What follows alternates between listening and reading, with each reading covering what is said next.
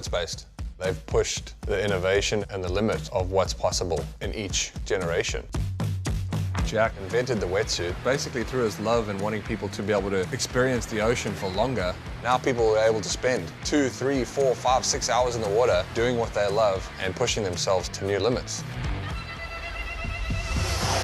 I think it's extremely important for the people inside the company to be able to test these products, and they do. They live, eat, sleep, breathe these products.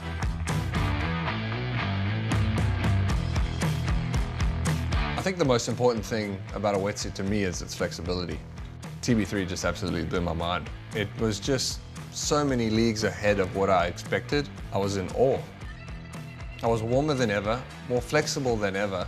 Everything that I'd worn before, till now, was just irrelevant. The bar's been set really high. I'm super excited to be able to see what's actually next and where do they go. I mean, my mind's pretty baffled at the moment, but I mean, where do you go next?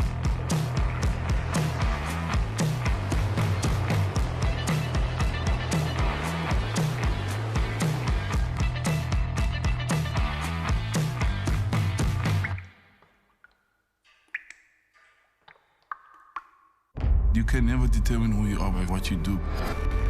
Because if it gets taken away, then who are you? Just stay true to who you are, and if they don't like it, stuff that.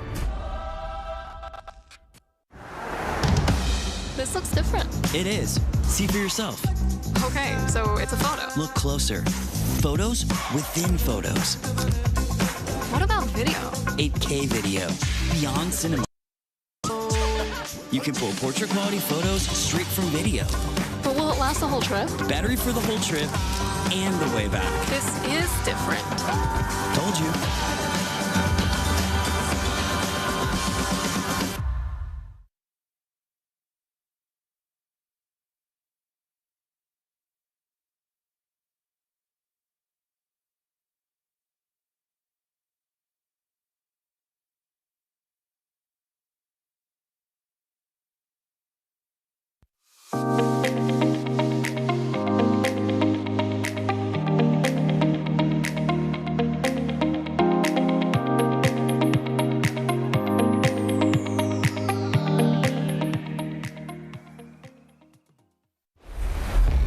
My circumstances do not define me, I define me.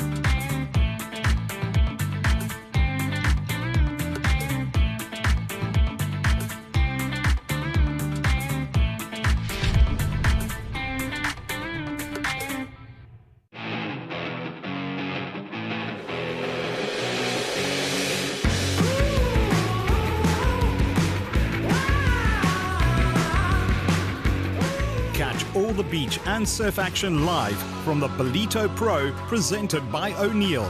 A first on People's Weather, 17 to 19 December, 11 a.m. daily.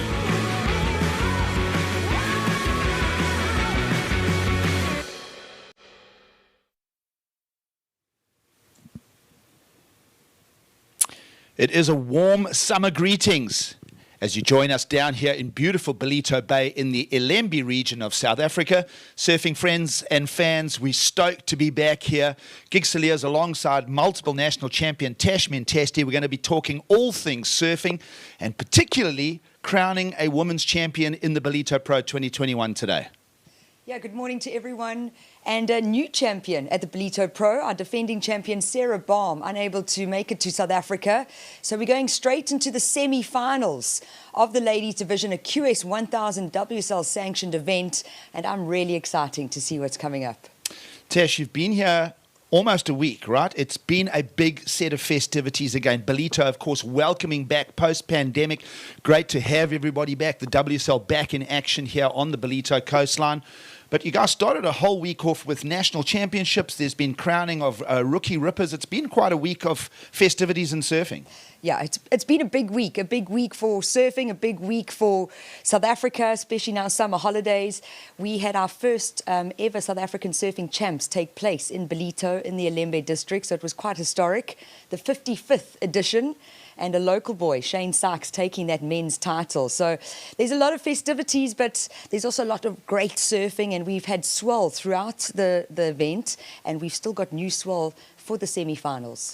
So, Tash, you make a good point there. The fact of the matter is we're normally here in the month of July, yes, our midwinter. We can boast about those conditions then. Ballito boasts that subtropical climate where the days are warm, but the nights get that chill. We get that katabatic drainage, that offshore wind. But we come back in summer this year, we're offset by 6 months on the calendar, and Ballito has not been disappointing. The waves have been amazing, highly contestable, and the sandbars in place. And the good news, there's still more surf on the forecast. Yeah, absolutely. It's looking really good towards the end of the week. We did get the girls started yesterday. We're finishing today because we have got a new ground swell that's arrived in Ballito, and also a big wind. But it's the swell that we want, and the free surfing was great this morning, Gigs. Well, of course, every surfer hangs on those swell charts. You have a look at image on screen. We are expecting more south swell into this part of the east coast of South Africa. Of course, it's been highly contestable up till now. We're crowning the women's champion today in the QS 1000 format, and then of course there's still the men's draw to get stuck into. So forecasts look favourable. We look over the next 3 days, we're into the full moon springs. That's always a good thing on this part of the world, and as you can say, as you mentioned, there's swell on the way, and definitely we're going to crown a champion today, and we're going to have some head-eye conditions for the ladies. Yeah, and I think quite cool conditions. You know, it's quite chunky. There's big sections to hit. All 4 semi-finalists are not scared to go hard. So we're going to see some great surfing from the ladies. Stick around. The Ballito Pro presented by O'Neill. It's going to be great. So, bottom line is this, okay? If we look at our 4 competitors that we've come down to, okay? Semi-1. Sure. Heather Clark. So much to talk about with her experience. Up against what we are touting as the rising star of South African women's surfing, Zoe Steyn. So that's going to be a hard one to pick, okay? Then having a look at that second semi, local Sophie Bell. She's going to be coming with all of that knowledge of the lineup. And then we saw her get a good result in the O'Neill Smith Shapes Rookie Rippers, young Sarah Scott out of Cape Town. So it's 2 quite contrasting and 2 quite different stories to tell when we get to semi-finals. Yeah, absolutely. And it's also going to be the battle of the goofy footers in semi-final number 1, the battle of the natural footers in semi-final number 2, which is going to make it exciting as well. I've been enjoying the goofy footers out there. They're really getting tight in that pocket, throwing their board underneath them. And then the natural footers are able to get ahead of the wave a little bit. So it's going to be exciting. The girls were surfing this morning. They've been out there testing it out, letting organisers just check out what's happening. And the call has been made. We will be starting. We're going to get competition underway. We did start yesterday morning with a full field of 20. Let's go have a quick look back at yesterday's action.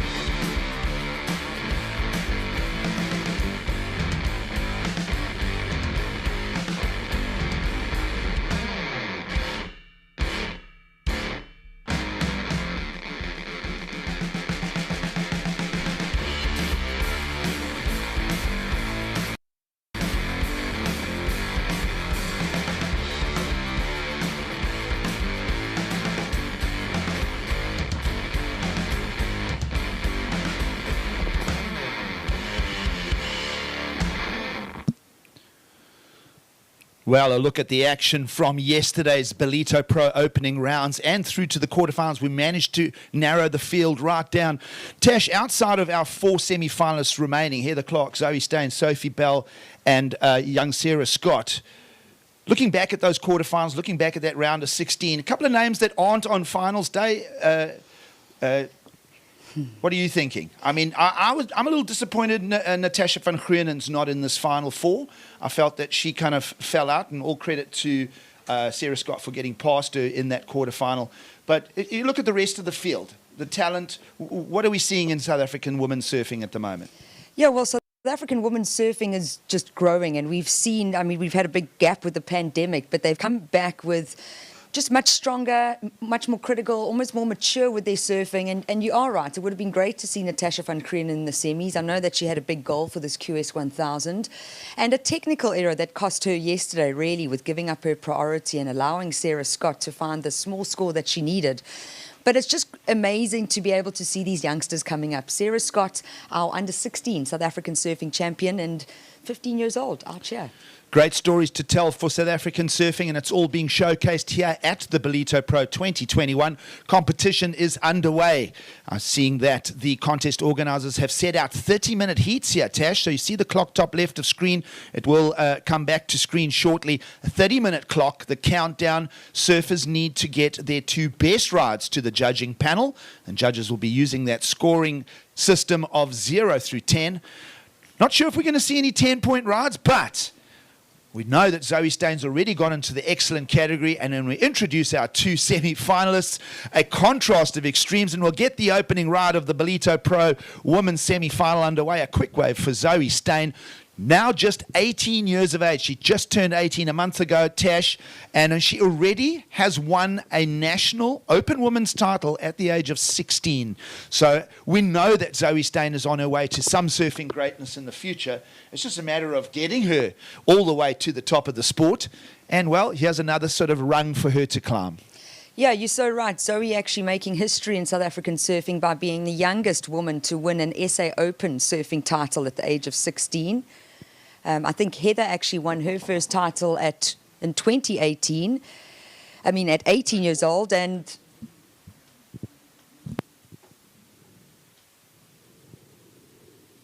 okay, so my apologies there.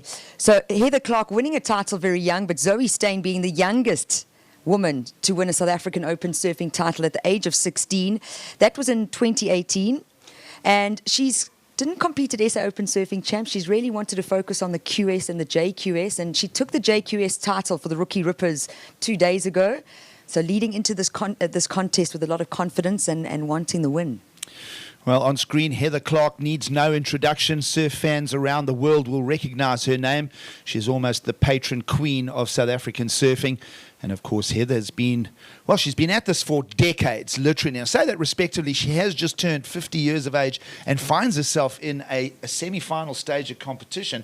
Had a little chat to her pre-event as well, Tash, and she is actually quite fired up. I was a little bit taken aback by how determined she is to get a result here.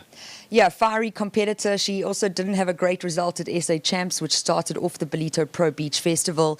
So she wants to come back. She's got something to prove, and you know, she really is not just a legend, but a really humble surfer. She's got a lot of time for all us girls here in South Africa, and wanting something to prove. But live action here, and this is her second wave of the heat, and you know, I was also chatting to her this morning, and her age means nothing. She's looking really good. She's looking fit. She's got an active surf school down in St. Mark's on the south coast of KwaZulu-Natal, so in the water daily, and mixing it up here with our future talent.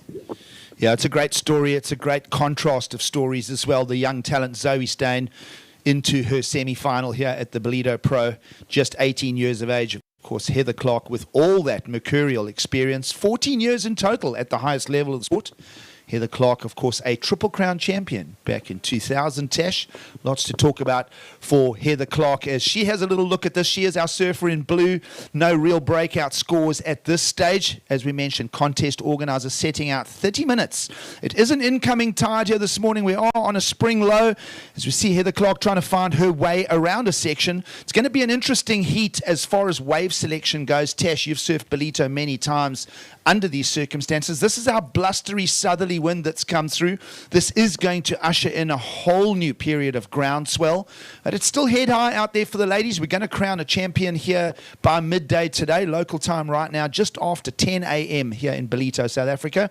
If you are watching from around the world, we welcome. We love having everybody just understand what a beautiful coastline it is that we're situated with, and particularly Ballito. I know that every year up until 2019, when the planet's momentum was disrupted, it's almost one of the favourite stops for a lot of the surfers on the global campaign. Yeah, absolutely. Slightly different with the summer festival that we've got, but July is peak winter in South Africa, and that's when the entire coastline turns on. And we're on the east coast of South Africa, so based in KwaZulu-Natal. It's the land of the right, they always say. But Gigs, what we've been seeing out here over the last week, the sandbank has shifted a little bit more to the middle of the competition area. So if you're looking at your screen on the right-hand side, where you have a big crop of rocks out the back, and that sand is usually sitting from there and running across. The sandbank has now moved into the middle. So what that's doing is, like you can see with these girls, there's a left opportunity that's coming up.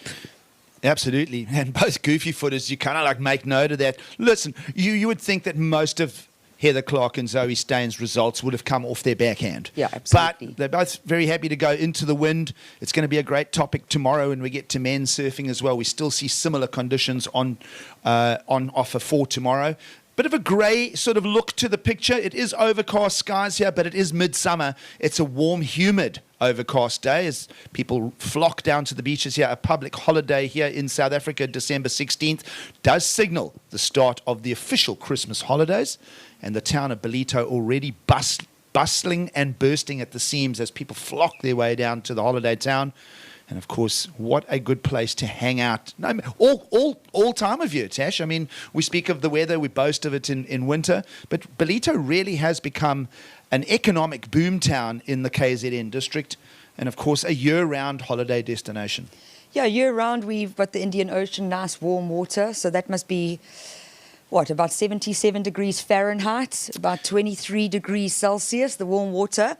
You might not think that if you look at the screen, you can see the lady in blue, Heather Clark, in a full suit. But speaking to her earlier, she was saying, Tash, I'm more comfortable in a suit, and I'm going to stick to what makes me feel comfortable. Let's have a look at Zoe Staines, live action as she goes and uses that left, gets a hook in the top corner.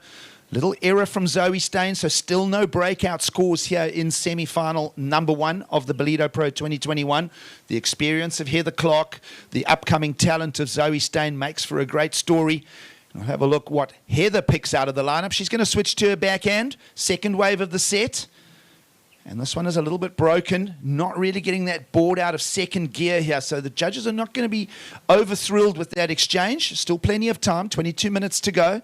And Tash, you feel that at some stage, I'd say in the next 3 to 4 minutes, one of these surfers is going to find one of those big closeout sections on the backhand. Yeah, absolutely. And like you were saying, Heather choosing to get that second wave of the set. It was just gone full low tide. I think it was just around 9 o'clock. So we've gone through that low tide. We've got water pushing back onto the sandbank. But it is very shallow, Gigs. So when you're out there on that full low tide, you're probably in knee-deep water.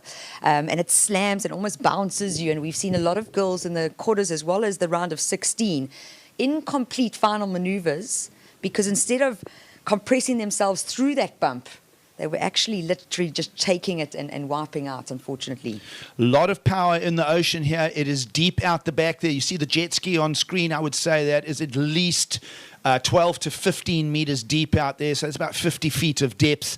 We are on a bit of the coastal shelf here has got quite a steep drop off out the back. So this zone, often compared with the power of Hawaii, you can call days at Ballito very similar to Rocky Point on the north shore of Hawaii. And certainly with the sandbanks in place, as you've mentioned, a day or two of grooming southerly winds as we see today, I'm expecting some tube riding by the time we get to the men's side of discussion still coming up over the coming days. Oh, yeah, it's going to be exciting. I went surfing yesterday afternoon when that wind dropped and that sand is moving. Those banks are looking good. And, you know, this west wind that we've got blowing at the moment, just creating a bit of a chop.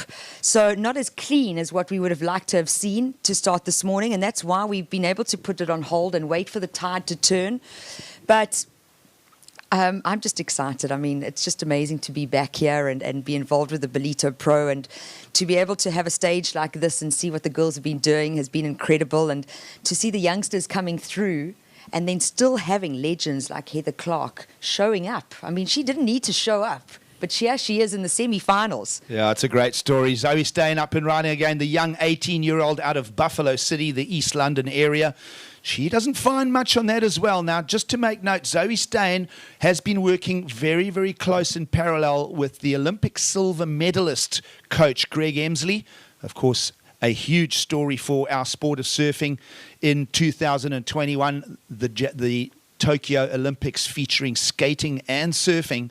So we're going to see a big cultural shift in the respect of the sports over the coming years. And, of course, Greg Emsley coaching our very own South African Bianca Buitendach, our only surfer that participated in the Olympics. And, of course, it's a great story, not only for women's surfing, but for South African sport. Yeah, absolutely. And what a great ambassador is Bianca Buitendach. You know, with working with Greg, I've been very fortunate to work with him, not just from a surfing point of view, but as well as from an assistant coach with South African junior teams. Zoe Steyn, that's her first coach, her only coach. They work really well together. And Greg, a former championship tour surfer, he knows what she needs to do to be able to get to that elite level. And looking good out there. I mean, I saw them this morning. Zoe's first one out in the water, always. Greg's on the beach. It's quite amazing. So we're welcoming people on the Ballito TV platform to coverage of the Ballito Pro 2021. We're right here in Willard Beach. If you're in the greater Ballito area, pop down, come and say hi to us over the next up-and-coming days. And, of course, out in the water just to further explain what is happening. Surfers can catch as many rides as they want. They are scored on their maneuvers just like that. So that was a good slice in the lip for the experience of Heather Clark. Again, going left. So we're seeing surfers going in both directions here in semi-final number one. And just to welcome those people on Ballito TV. And for a lot of them, they won't really know surfing as a sport. Down here on holiday, they've plugged on the vision, and we'll break down what is required. You see both surfers standing with their right foot forward. We call that the goofy foot stance. And this is young Zoe Steyn. She too will almost copycat Heather Clark there. So both surfers, both goofy footers going left into the southerly wind.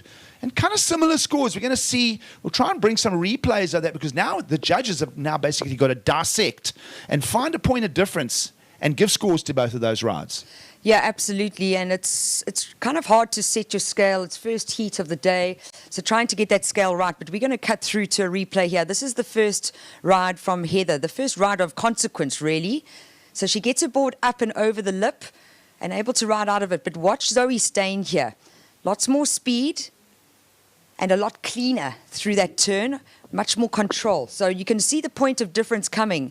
Heather Clark earning a 3.33 for that ride, and Zoe Steyn finding a 4.83, and that's the point of difference, Gigs. So great comparison of rides there. Sees almost a 1.5 difference. Both surfers going same direction, both surfers attacking the lip, but judges going on a higher value with Zoe Steyn, cleaner maneuver, exited the turn with more speed. And that's leans towards the discussion of the criteria, of what the judges are wanting to see, what makes exciting surfing, clean, powerful maneuvers with speed, trim, flow, all of those things. And this is an experienced judging panel. They do this for a living. They get to travel. Our head judge is John O'Hutchinson doing head judge. Would imagine he is. He's got all that experience. He's traveled around the world. They know those nuances and details. So a lot of people will look at the sport, for the first time, and it's almost like within one heat they'll start getting what is a higher score versus a lower score, what is more critical and radical surfing, and really just that wow factor. We want to see exciting things from our surfers. Yeah, you're looking for flair as well. So Heather really strong, She's got very committed turns, but you can see with Zoe on that previous wave, she just had more flair to her turn. And that's what the judges are looking for. It's not part of the criteria. And often the telltale is how much spray is flying out the bottom of the board, right? So both surfers having a look here. We saw Heather go left, now changing the direction. Top turn in the back on the backhand for Zoe Steyn, who's already leading the heat by that margin of 1.7. So judges using the scale 0 through 10. Every single wave is scored, but the computer system, which is constantly updating, will extract the very top 2 scores for each athlete, make a comparison, and then put it into the context of what you see top left of screen. So with that exchange, judges quite quick on that. And it looks like a pair of 2s for that exchange. We are waiting for one more score to drop. Let's just see that backhand turn. What are we thinking, Tash, from the last backhand turn? Judges still holding onto an opinion on that. They haven't thrown a score. So taking a look here, here's the replay. So nice and strong off the top, lots of spray. For me, didn't look as controlled as what we would have liked, but definitely coming into the 3.5 range. I mean, we're waiting for scores, as you can see on your screen. So what I take out of that wave, Tash, and for the viewers that are watching possibly contest surfing for the first time, it was a very short wave. Yes, correct. Let's just discuss that for a second. It's not about length of ride. It's about how radical and how critical a surfer can get on the wave. You can do 2 turns in a very short amount of space of time, and that would get a much higher score than a gentle, more conservative ride that stretches out over, 100 yards or so. So it's about radicalness. It's about maneuvers. Yeah, I think just for anyone who's wanting to get an idea of judging, the wave is our canvas. So number one, we need to select a good quality wave that's going to be able to give us the scoring potential that we need to be looking for. And then being able to surf from bottom to top, so utilizing the full length of the ride. What I liked with Zoe there, she went straight to the bottom, straight to the top, and then was able to push her board through that turn, gigs. And that is showing speed, power, flow, with control in the critical section of the wave. I think the key word out of that last wave of Zoe Steyn also, Tash, would be control, because she actually had to force that maneuver. She did force it, but it was done with skill and control. There was no real bobbles in it. And so she'll fetch a 3.83. So now the 2 waves apiece, the totals are added up. That's what you see now top left of screen.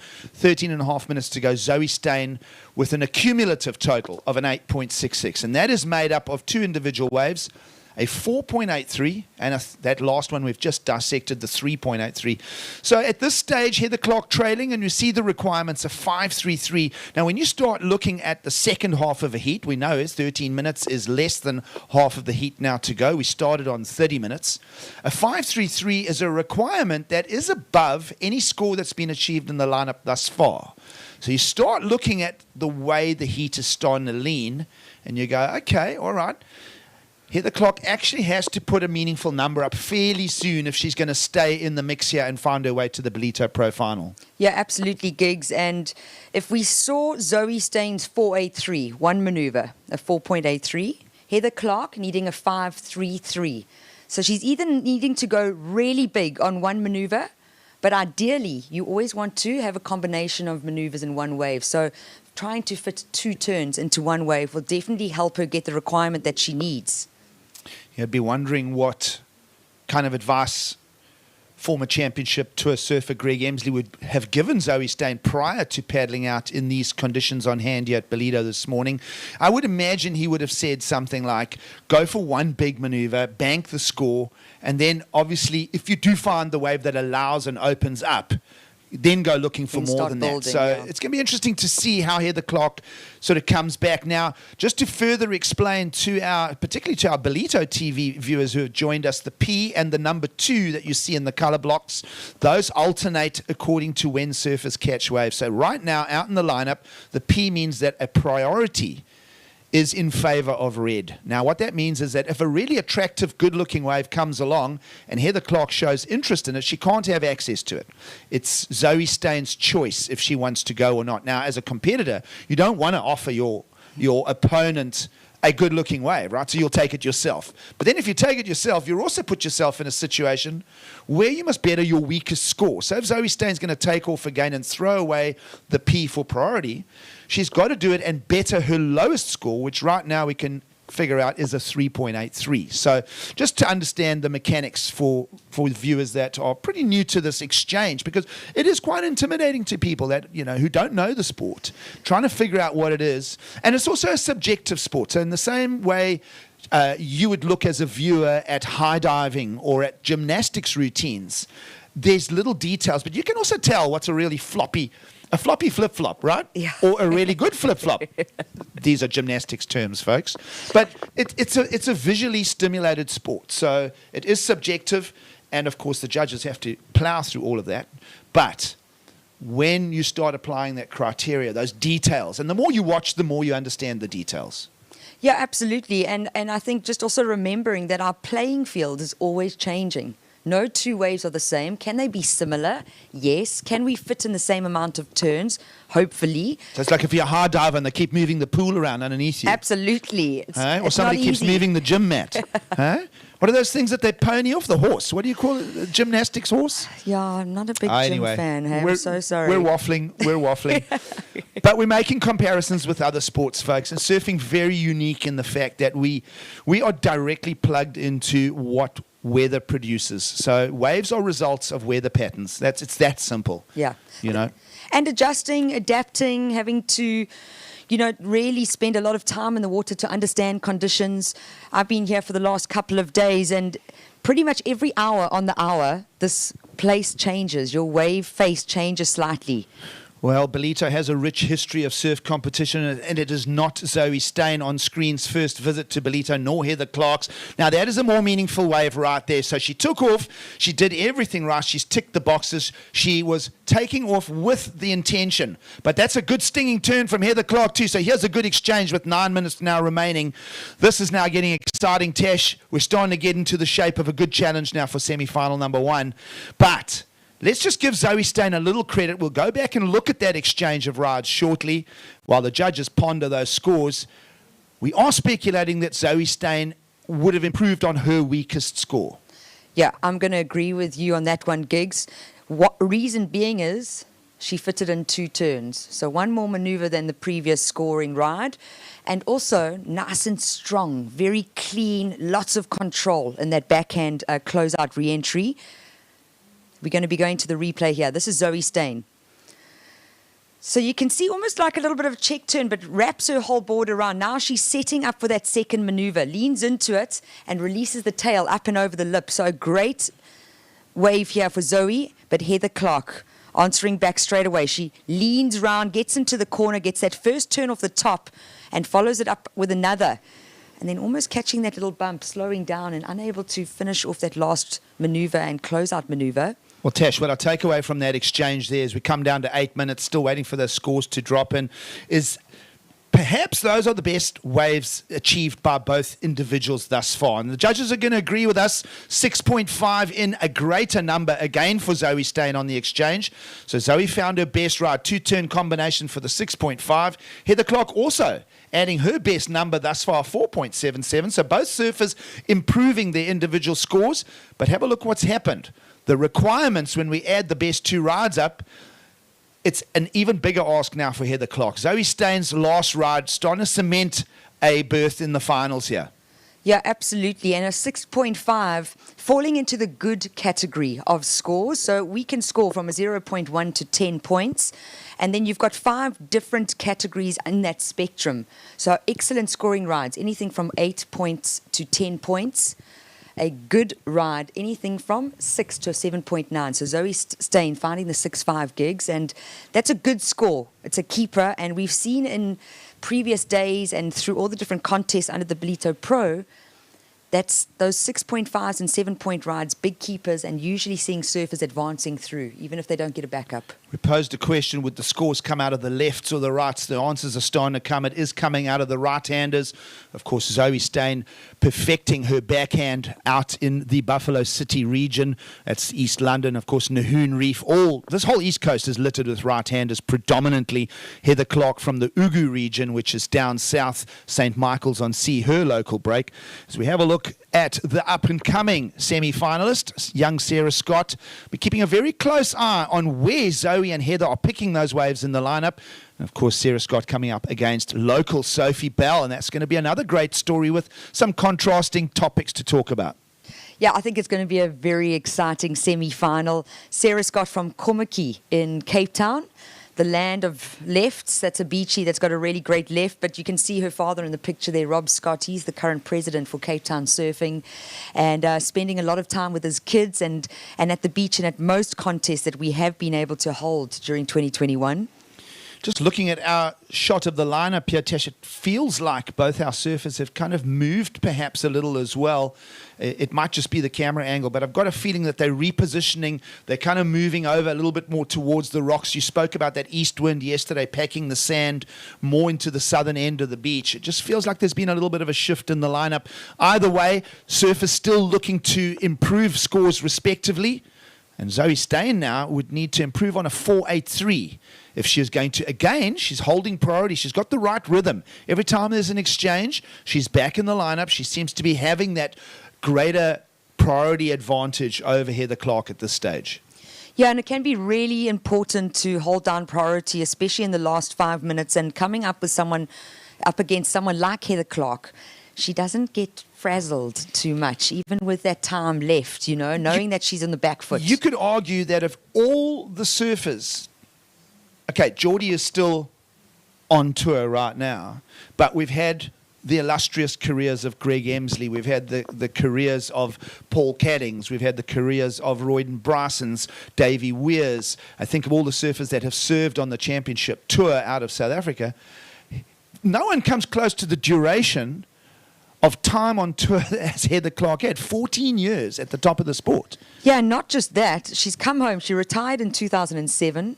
Her first Ballito Pro, which was under the Gunston 500 name back then, the Legacy, was in 1989. We're now in 2021. So she's come home after retiring and then still surfing amateur events. She hasn't stopped surfing contest gigs. Look, it's a testimony to the longevity of the sport as well. I think that you see that in sports like road running. To me, there's very few sports where people are still performing how they were in their 20s, in their 50s, into their 60s perhaps. And I mean, certainly we've got people that are in their 70s and 80s that run the Comrades Marathon, a world famous race that takes place here in KZN. I mean, there are people that are able to maintain sport way out into their latter years. I'm seeing Heather Clark in the mid-50s still part of this picture. That's bizarre. Well, semi-finals. That's like Kelly Slater stories. Yeah, totally. Absolutely. If I'm not mistaken, Kelly's got to be, heading for 50 shortly. Heather's 50. She turned 50 in June. And of course, as you mentioned, she does 3 to 5 hours in the water every day. She runs that surf school in Heather Clark Surf Academy down in the Margate and St. Michael's area. Of course, great goofy footers there for her to rub shoulders with, like former 78 world champ Anthony Brodovich. Of course, you've got the pro surfer, we mentioned him, Royden Bryson in the area as well. There is good talent that's starting to sort of develop and merge out of that region as well. And Heather's playing a part in the coaching process there. Yeah, absolutely. We were talking about the surfing district from the south coast of KZN, Ugu, which is our surfing district there. Those junior team members that went to SA Junior Champs in October this year, that Ugu district, the quality of surfers that are coming out of that area are starting to be seen. We're starting to see them advance through more heats and juniors, and it's thanks to the likes of Heather Clark putting back into surfing, and that's what you want.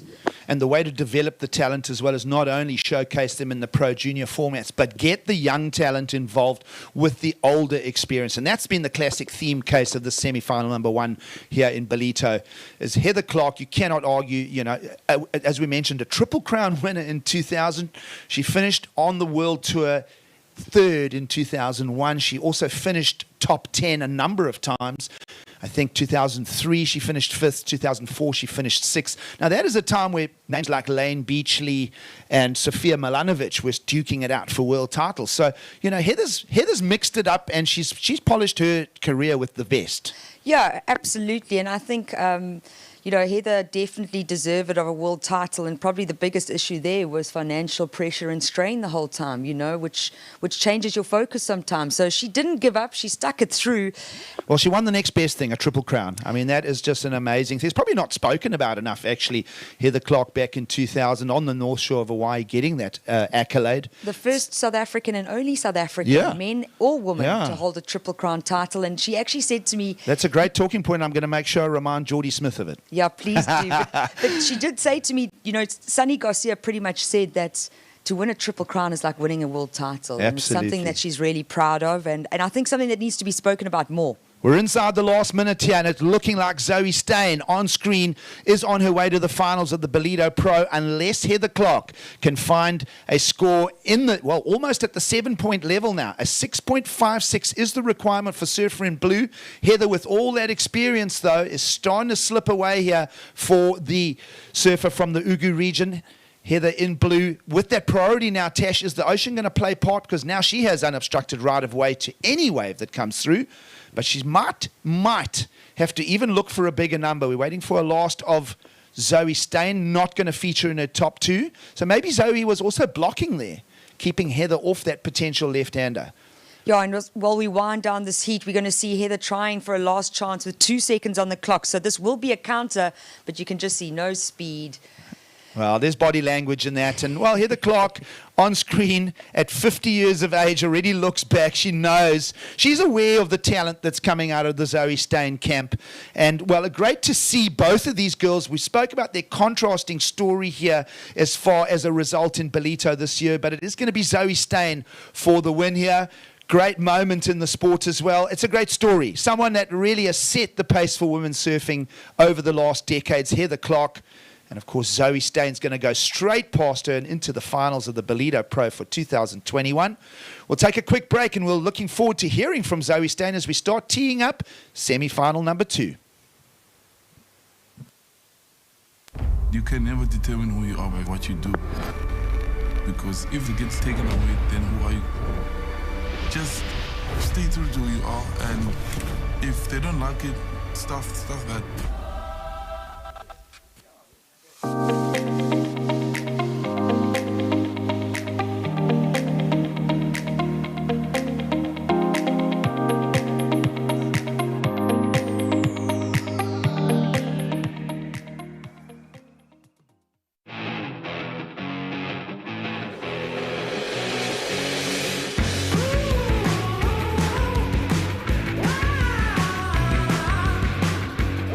Catch all the beach and surf action live from the Ballito Pro, presented by O'Neill. A first on People's Weather. 17 to 19 December, 11 a.m. daily.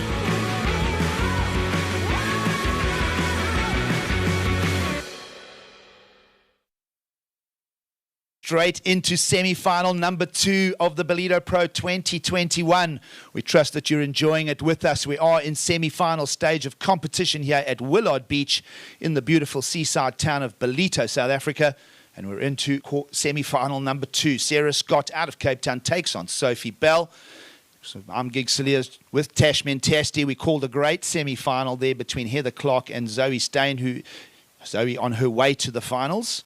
And now joined by Paul Canning. Paul Canning is going to join us on the bench. But before we get some words out of PC from the O'Neill brand, let's throw down and hear from winner of that last heat, Zoe Steyn.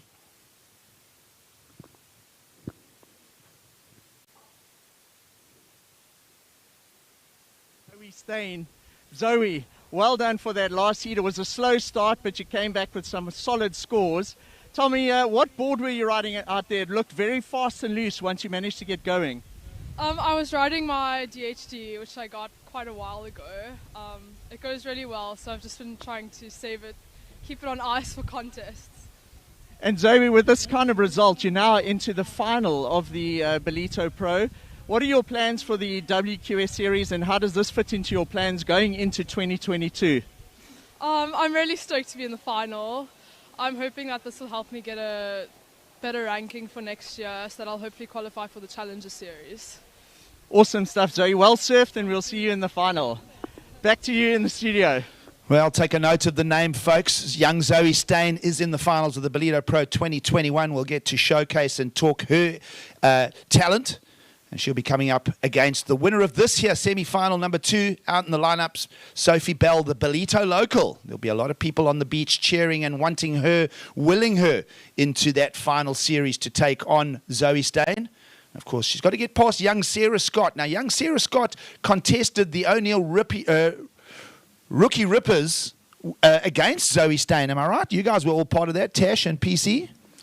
Yeah, Sarah Scott finding a second place, so making it to the final of that JQS 1000, and she's been surfing well and consistently over the last 7 days under that SA Surfing Champs banner, then moving into the Rookie Rippers Junior Pro. She spent a lot of time on Share Gigs, and I think that's going to be the advantage in the semi-final. Sophie Bell, no stranger, knows conditions, surfs throughout the year here in Ballito. She has been spending time in Indonesia, though, Sophie, so she's had some quality waves, and now having to be put into slightly more testing conditions for what she's used to. But Sarah Scott, I'm just so impressed with her surfing, and I think that there's great things that are going to come from this youngster. Well, great to have Paul Canning joining us here in the booth and adding his experience and opinion to what is unfolding here in Ballito. And, of course, we will crown a women's champion here in the next hour or so. We are in semi-final number 2. Now, PC, you're heading up O'Neill Brands Marketing. You guys got heavily invested in the youth of the area, particularly the youth of the whole of South Africa. You're making those calls. You're picking team riders. You guys stitched together the Smith Shapes, O'Neill Rookie Rippers. What are you seeing out of South African surfing right now? Yeah, good morning, Gigs. Good morning, Tash. Great to be here. Yeah, it's just incredible. We were laughing about it the other day. I'm just such a surf fan, so whenever there's an event, and the guys ask me if we want to get involved, I'm always I jump on it, So, I mean, as we see Sarah Scott having a look at this left. So you would have seen young Sarah Scott in the Rookie Rippers. She made that final against Zoe Steyn and having a go here in semi-final number 2. She's up against the local experience of Sophie Bell. And while the judges ponder that score, let's go for a quick break and we'll be back with the scores right after this.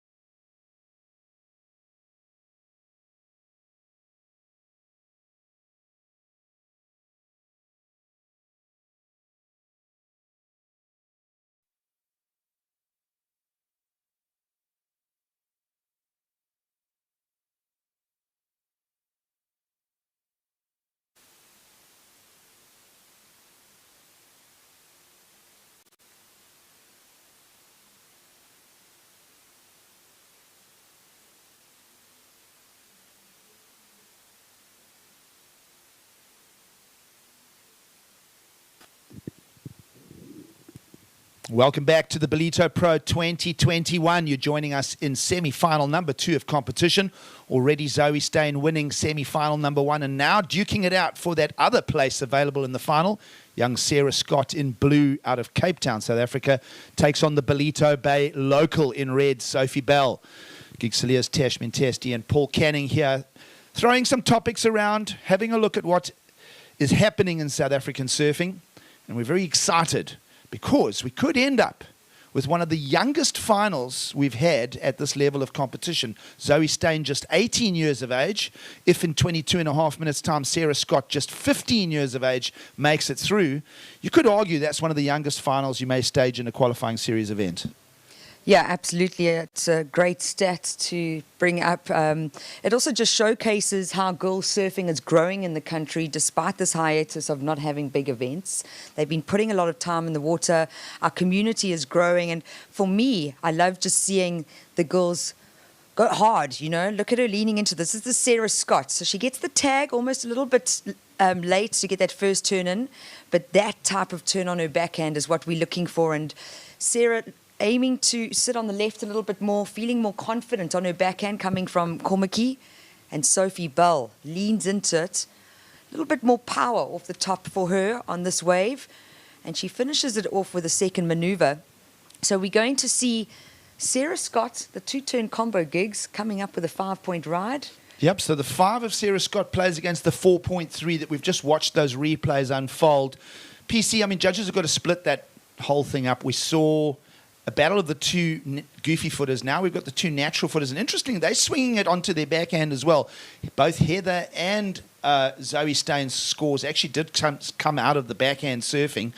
And we always think of Ballito as the right-handers, but a couple of lefts offering up scores as we go back to live action here. That one a little bit of a fader.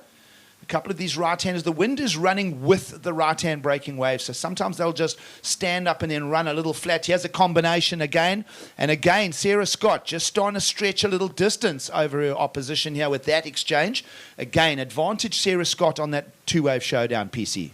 Yeah, I know you can definitely see it. You know, the rights, I think you might get more distance on the rights, but you're just not getting it standing up like it does on the lefts, and that's where the points are coming from, that one big turn, you know. So, you know, you could see on Sarah Scott's left, it really stood up and she got that nice turn in there. And it's with the bank at the moment, it's kind of running in towards the channel just next to the rocks there. And I think, you know, if they can just get two nice big turns on a left, that's where there's going to be some big scores. And obviously Sarah's favouring her backhand coming from Long Beach, Komaki down in Cape Town. She's got a very strong backhand, so she's looking very comfortable on the lefts. If you're joining us, it is semi-finals time at the Ballito Pro 2021. Of course, viewers on Ballito TV, trusted you enjoying your holiday and plugging into the surfing action with you. This, of course, is being broadcast around the world on World Surf League. Gig Cilliers alongside Tash Mentasti and the O'Neill brand manager, Paul Canning. We're getting stuck into lots of stuff about the sport. We're loving it. And, of course, we've got men's surfing coming for the remaining days all the way to Sunday. So Ballito, again, is the place to be, even though we're used to being here in winter, PC. We're in summer and we're still getting waves. It's an amazing story. Oh, no, we've got a cracker weekend lining up. I mean, Saturday is the wind is perfect. The weather's looking great. It's going to be a really, really amazing finish to this event. It looks like we're going to run a few heats tomorrow, but then the bulk of the competition will be through into the weekend. And I was chatting to Geordie Smith earlier, and he's looking very forward to Saturday. He can't believe how good the waves are. I mean, we normally in this time of the year we worry a lot about the sand not being right and being holes out the back and not being able to run through the high tide. But it's been very good for December. We are stoked, and you're with us with live action here. We're crowning a women's champion here today at the Ballito Pro 2021. It's been a big week of surf festivities. Of course, the national championships taking place. A local getting the win in Shane Sykes. He's in the draw. And folks, you didn't hear wrong. Yes, Geordie Smith is part of the men's draw of the Ballito 2021. You don't ever really hear that about a championship tour surfer being here in December. Well, of course, the world has changed shape. The championship tour kicks off with a new diary, and the Pipe Masters gets going on third week of January. And of course, Geordie's got to make his way from Ballito to Pipeline to commence the 2022 Championship Tour. But great that we can get those Championship Tour surfers, the Matt McGillivrays, of course, Shane Sykes coming back from the experience of being in Haleiwa now on the Challenger Series, and really just merge it all together. And all that just is iron sharpening iron here in the South African talent pool.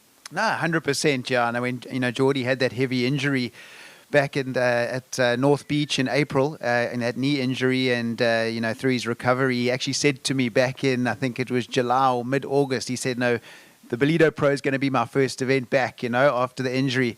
And, it's a big decision because obviously, it's all happening in Hawaii at the moment.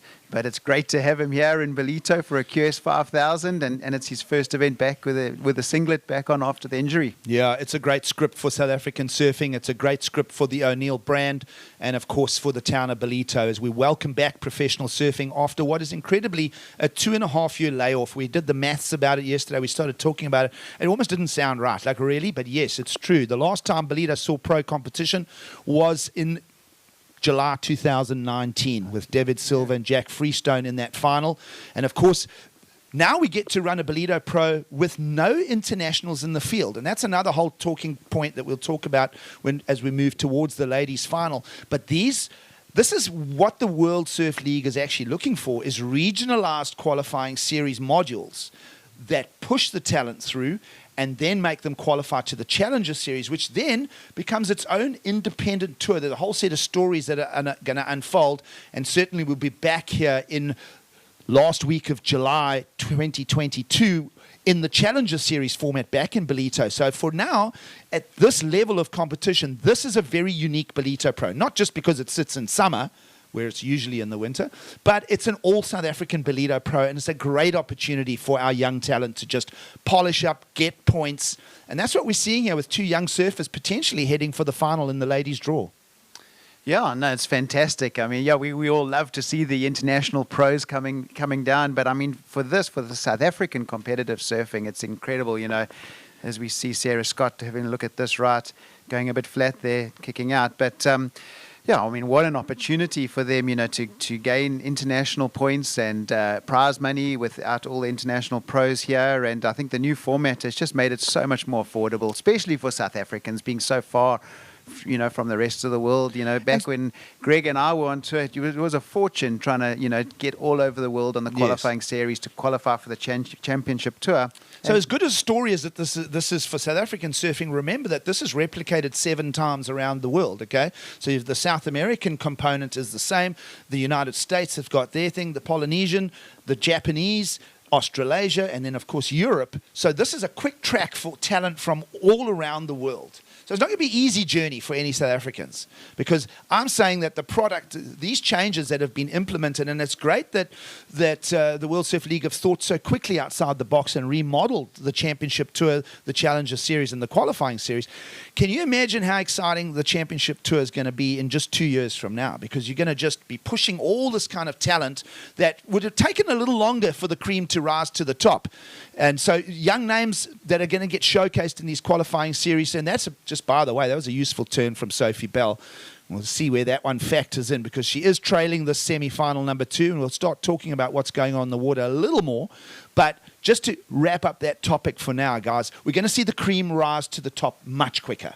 Yeah, I agree with you, Giggs. I think with this regional series, you're going to see youngsters be able to find those results and put bigger points on the board, and see a lot of youth coming through the Challenger Series, which is going to mix up that championship tour eventually in 2 years or so time. So it's going to be exciting. Surfing keeps evolving. It's quite amazing. It just keeps on building and growing and evolving and adapting, and it's so exciting. And now that it's an Olympic sport, the whole world is able to see what we do in the ocean. And I mean, the restructure happened really at the perfect time with the pandemic. We wouldn't have been able to travel that much. Now you can still get your points in your local region without having to do any international traveling. So it has worked with this pandemic. Yeah, no, absolutely. It wasn't a better time to put the clutch in, so to speak, and change gears than through this time. And it's a great vision and leadership with Eric Logan, obviously restructuring that as the CEO of WSL. But a lot of the inventing of the new thing in credit with Travis Logie, a former South African surfer, right? Yeah, no, 100%. I'm sure, Travis also remembers the days when we used to have to travel all over the world to get those qualifying series points, and it was very expensive. So, no, it's definitely helped. And I've heard, from the Australian guys that qualified through the Australian leg, onto the Challenger Series, that now those guys are almost traveling as like a team, as a pack, and feeding off each other. And I'm sure that's going to happen with the South Africans as well. So we've got a judges replay going on here. Now, this is a wonderful tool that the judging panel can use for a relook on scores like this. They're looking back to a previous score to set a yardstick for perhaps allocating another score. So this is a judge's request for a replay right now, and that is also a really cool tool. We don't actually, the judges can't actually make mistakes anymore. Oh, it's a tough thing to say, but they can't. So they've got the ability to go back and they go, oh, hold on, we allocated a score 10 minutes ago. We actually just want to refresh. And so that was just to add to what that was right there, guys. The replay of young Sarah Scott setting the pace with, let's just have a look. We'll look at some numbers shortly again, yeah. Let's have a look at this one. What do we as we start breaking down details and judges looking for scores? So this is the...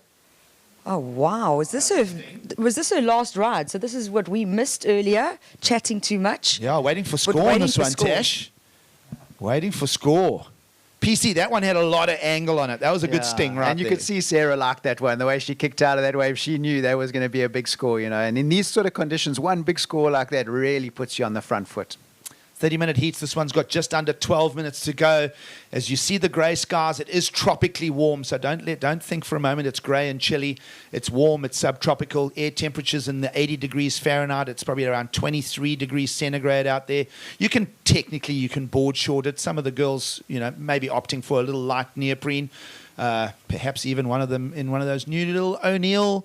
You know, you guys, we are the new hyper freaks. We're having a good time with it, folks. We trust that you are too. If you just got down to Ballito and you're in the area, come and say hi at Willard Beach. As we see heat leader Sarah Scott, we are waiting for scores as she gets another good turn in the pocket. Backhand surfing, you can get the angles in there. And just the one turn from her, the judge is still waiting for a previous score. So this is an interesting part of the process here. Yeah, absolutely, Gigs, and also in a rhythm. So we're waiting for that strong score of wave number 6. She's now had a 7th wave, and it comes out bigger than what we saw with the 7.1 on wave number 3. What? We're going excellent category surfing here, folks. An 8.5 and a 7.1. Wow, those are big numbers, guys. Those are some of the biggest numbers we've seen actually of the event thus far. I mean, Zoe Stain's name was littered all over the top 5 scores. But here comes Sarah Scott, folks, and let's have a look at this 8.5. Look how she leans into it, gets straight in, releases the tail. Still lots of flow. There wasn't a hesitation at all. And going straight into the little rebound with that swell coming towards her. Great stance, like she's happy, she's confident, and Sarah Scott wanting to make this final and looking good. Wow, judges not shy to throw. We spoke about it, that a single maneuver could swing a heat. And let's just have a look how Sophie Bell gets to answer now. This is the Ballito local. She'll go up and have a hammer in the top corner. Now, if you have a look at the journey through that turn, and we'll pull that replay up shortly, Sophie Bell, there was a moment where she hung up there. So that's going to be that's where the difference comes. If you look how quick Sarah Scott stung out of the lip for the 8.5, you speculate that Sophie Bell's score's not going to go that high. But let's have a look at it, PC. Yeah, we see turning off the bottom nicely and really twisting off the top. Great turn. Oh, that was a pretty good turn. Yeah, but I still think it was forced a little bit. If you saw her take off, she had to do like a 2-step before she leaned into that bottom turn, where Sarah just dropped in, leaned deep, and went straight up. There was a lot more flow from Sarah Scott than Sophie Bell, if we had to compare. So both surfers going in the same direction there, just a 3.67 in for Sophie Bell. So judges not getting overexcited. It was that radicalness and the speed out of the lip for Sarah Scott's 8.5. Wow, 9 minutes to go, guys. What is Sophie Bell going to do now? So we spoke about this yesterday, a 15.6. It's not possible to catch a 15.6 wave score in one individual wave. The scale only goes to 10, so we call that the combination situation. That is going to be one of the worst feelings in surfing, PC. Yeah, no, it is. Yeah, especially heading down to the under 10 minutes to go now. Tash, you've competed against the girls. Have you ever been comboed? Yes, I've definitely felt the combo pressure, absolutely. And I think the biggest thing you need to remember is, like, you might be in combo situation, but Sophie Bell also not sitting with priority. So she really, I mean, Sarah's got the control in the semi-final right now. What we mean by priority is it means who's ever got the P next to their color on the top left of your screen, it means that you have first choice of any wave in the water. It doesn't matter where you're positioned in the lineup. Your wave because of that priority. So Sarah Scott. Well, Sarah Scott in charge of this heat here. Priority in her favor. A massive 15.6 total made up of the 8.5 and the 7.1. It's a case now again of youth and talent overcoming experience, because again, you can easily argue Sophie in her 20s has far more experience at the qualifying series level.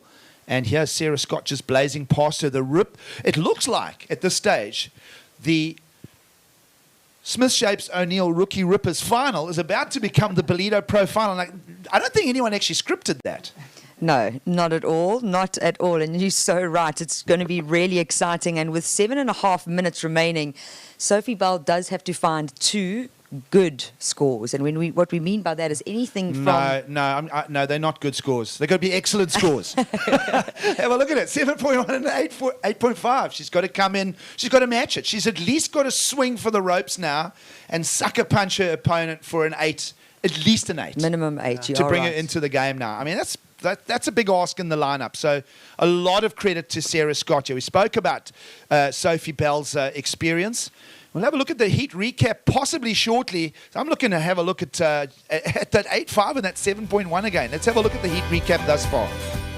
So I liked Sophie on this wave. She leaned into it nicely. This was that 2-turn combo that she was able to find, and that was a 4.33. But the 7.1 here from Sarah Scott. Nice power off the top, straight into the next maneuver, and just really clean and controlled. The 8.5, this was it. You can see, nice and quick, lots of power, straight from one maneuver into the next, and being awarded that score.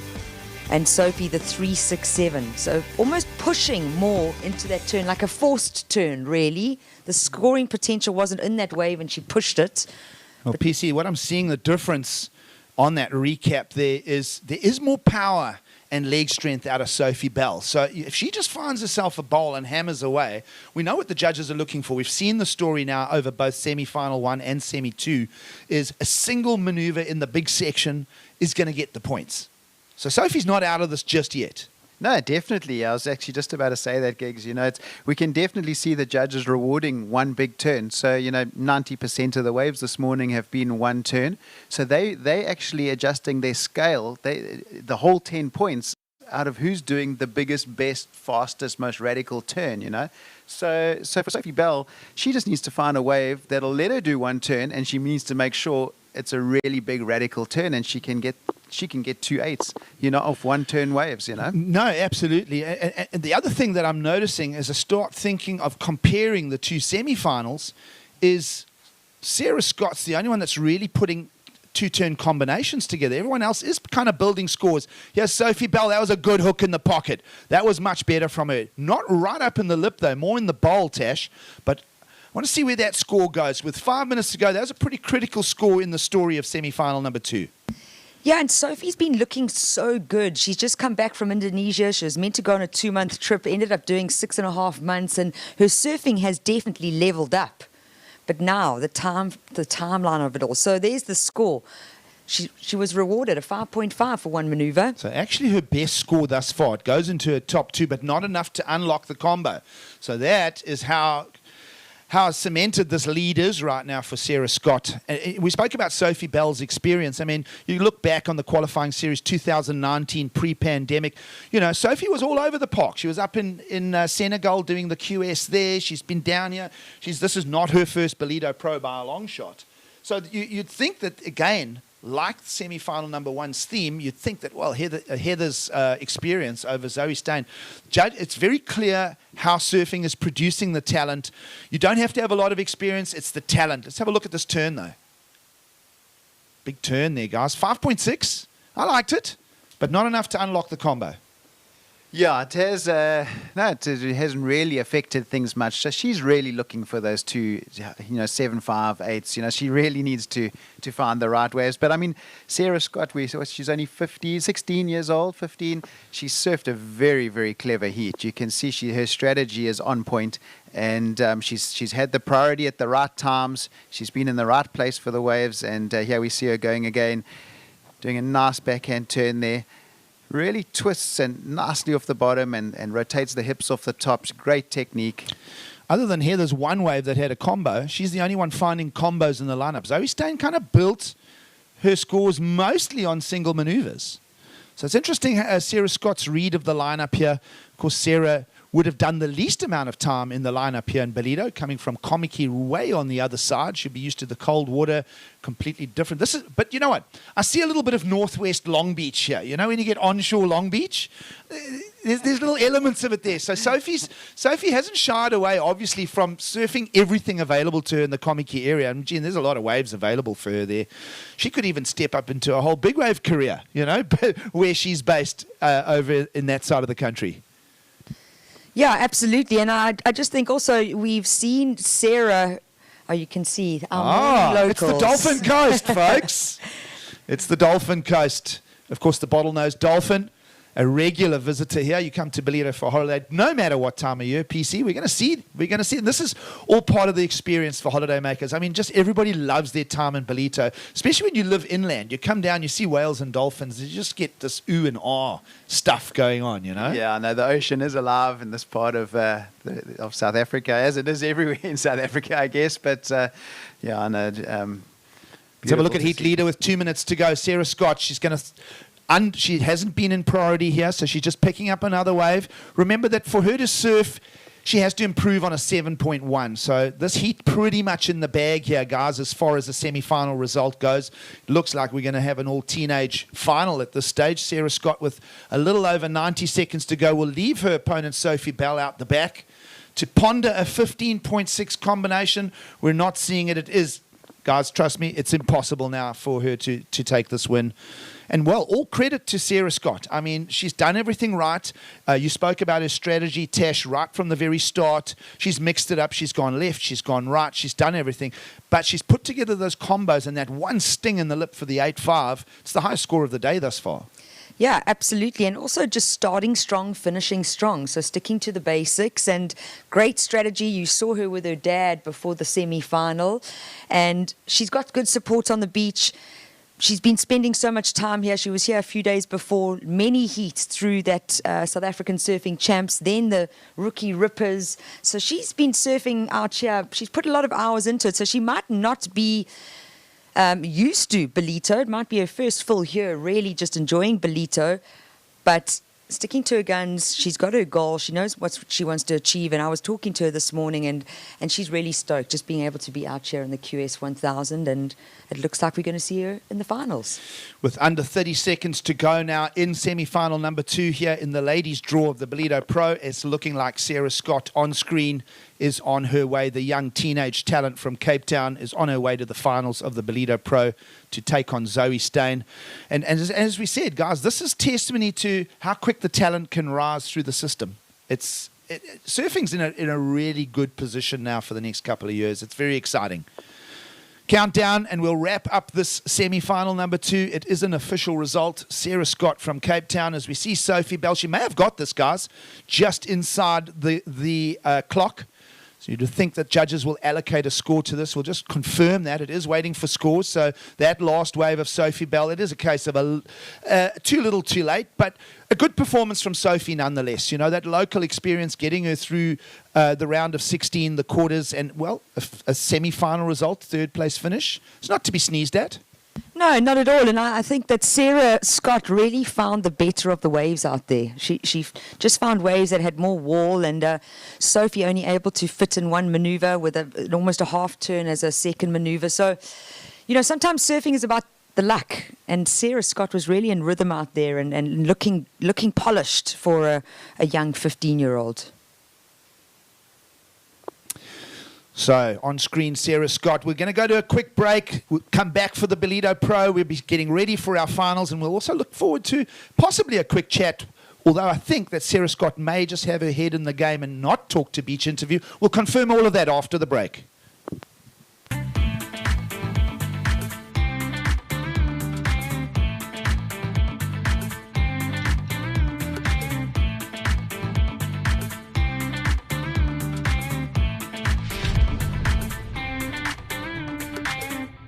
You can never determine who you are by what you do.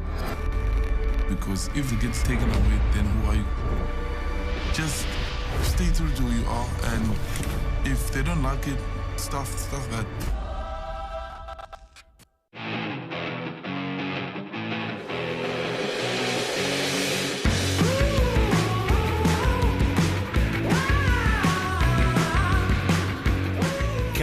the beach and surf action live from the Ballito Pro presented by O'Neill. A first on People's Weather. 17 to 19 December, 11 a.m. daily.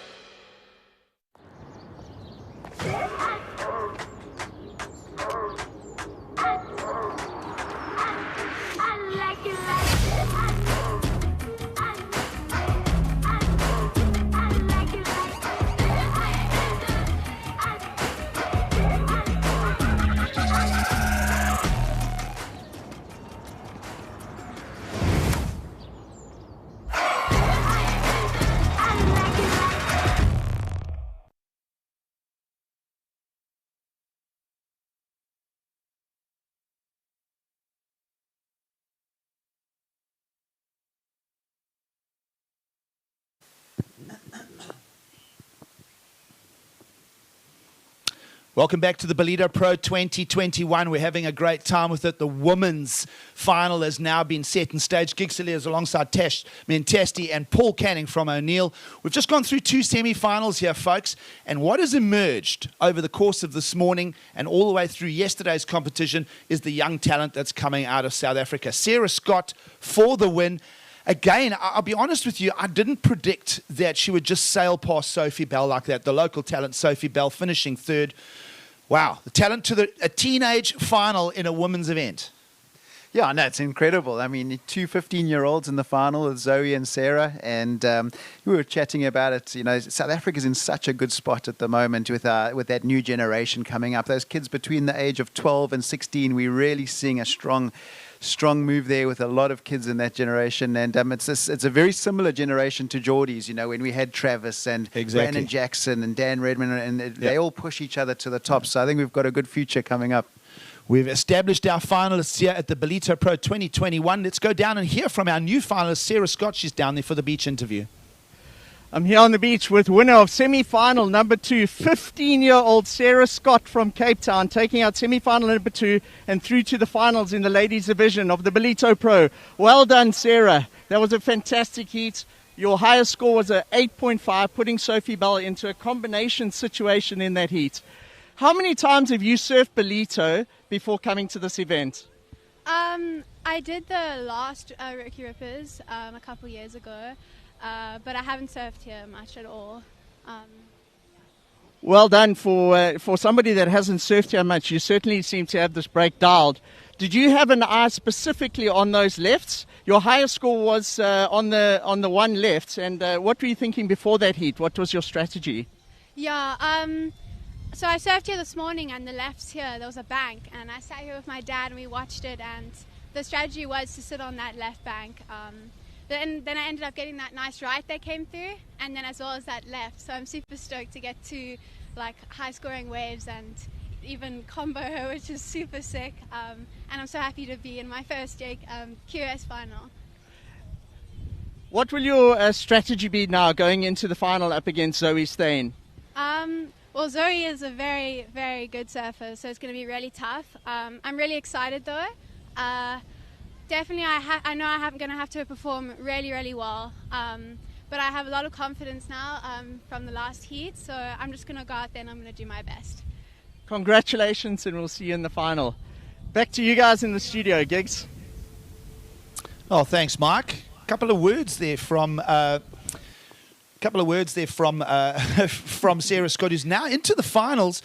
We mentioned it just before the break, an all-teenage final. Zoe Steyn just 18 years of age. Sarah Scott 15 on her way to 16. I mean, these people don't even have driver's licenses. It's amazing. Yeah, no, it's going to be an incredible final, and I'm sure Zoe's got such a strong backhand, so I'm sure she's going to be looking for those rights out there. But Sarah's got a good advantage. You know, she's good on her forehand, and she's incredible on her backhand too. So it's going to be an exciting final. Yeah, lots to talk about. It's the classic case of the goofy versus the natural again. Of course, lots of action over the last 2 days. Let's go back and have a look at that action from quarterfinals. Let's have a look at those roads to the finals for both of our surfers, Zoe Steyn and Sarah Scott. They had to get through quite a lot of field and quite a lot of talent. So we go back and have a look. This is when the onshore started picking up yesterday. Zoe Steyn in the quarterfinal. really smashed away, and she got some amazing scores, including a 6, I think this was a 6.17. And then, of course, this may have been the same heat, Tash, where she packaged that 9.83 as well.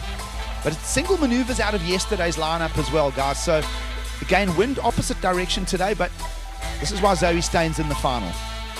Yeah, absolutely. Totally different conditions, but these strong maneuvers from Zoe on her backhand is what has been getting her through the heats. And you can see how she pushes off that tail once she goes up into the lip and then sets up nicely for that second maneuver. So this is going to be the key going into the final, is linking those turns, combination of maneuvers on waves. And the judges have definitely been critical with that. No, absolutely. Zoe Stein getting past Heather Clark, who would make her way to the semi-finals. Of course, Emma Smith and a young surfer in Chantel Kramer, part of that quarterfinal number 1. So there was a lot of talent. No, actually, if you think about it, there's not actually easy heats. But that one, Zoe Stein just really stamping her authority on that. And, of course, quarterfinal number 2 as well. Some great surfing taking place there with names like Teal Hogg and Tanika Hoffman getting the wins. You go back and have a look at yesterday's action. Of course, that looks like Heather Clark from yesterday. Have a look at these ones. So we're just going back and having a look at quarterfinals yesterday. Of course, Heather, 50 years of age, PC. We argued she's the one with the most experience. More experience than even you. Yeah, no, she did have a long time on the tour. Definitely above the 10-year mark on the tour. And a lot of it was when I was on tour. I was, I think, from 93. Same era, right? Same era, yeah. Late 90s into the early 2000s. Most of my time on tour was while Heather was on there. And, she was an incredible surfer, had some great success in Hawaii. And, still... Well, incredible to see her still competing at such a high level. Yeah, that quarterfinal number 2, it was Tanika Hoffman. We saw on that last replay there, Tanika Hoffman getting that win and Teal Hogg advancing. But those are the surfers that would actually end up falling out against eventually our semi-finals this morning. And of course, having a look at quarterfinal number 3, Keira Knight, who would lose to Sophie Bell. Let's go back and have a look at quarter number 3 from yesterday afternoon. And this is Sophie, and she's kind of almost, again, picking on the left-handers. This is Keira Knight.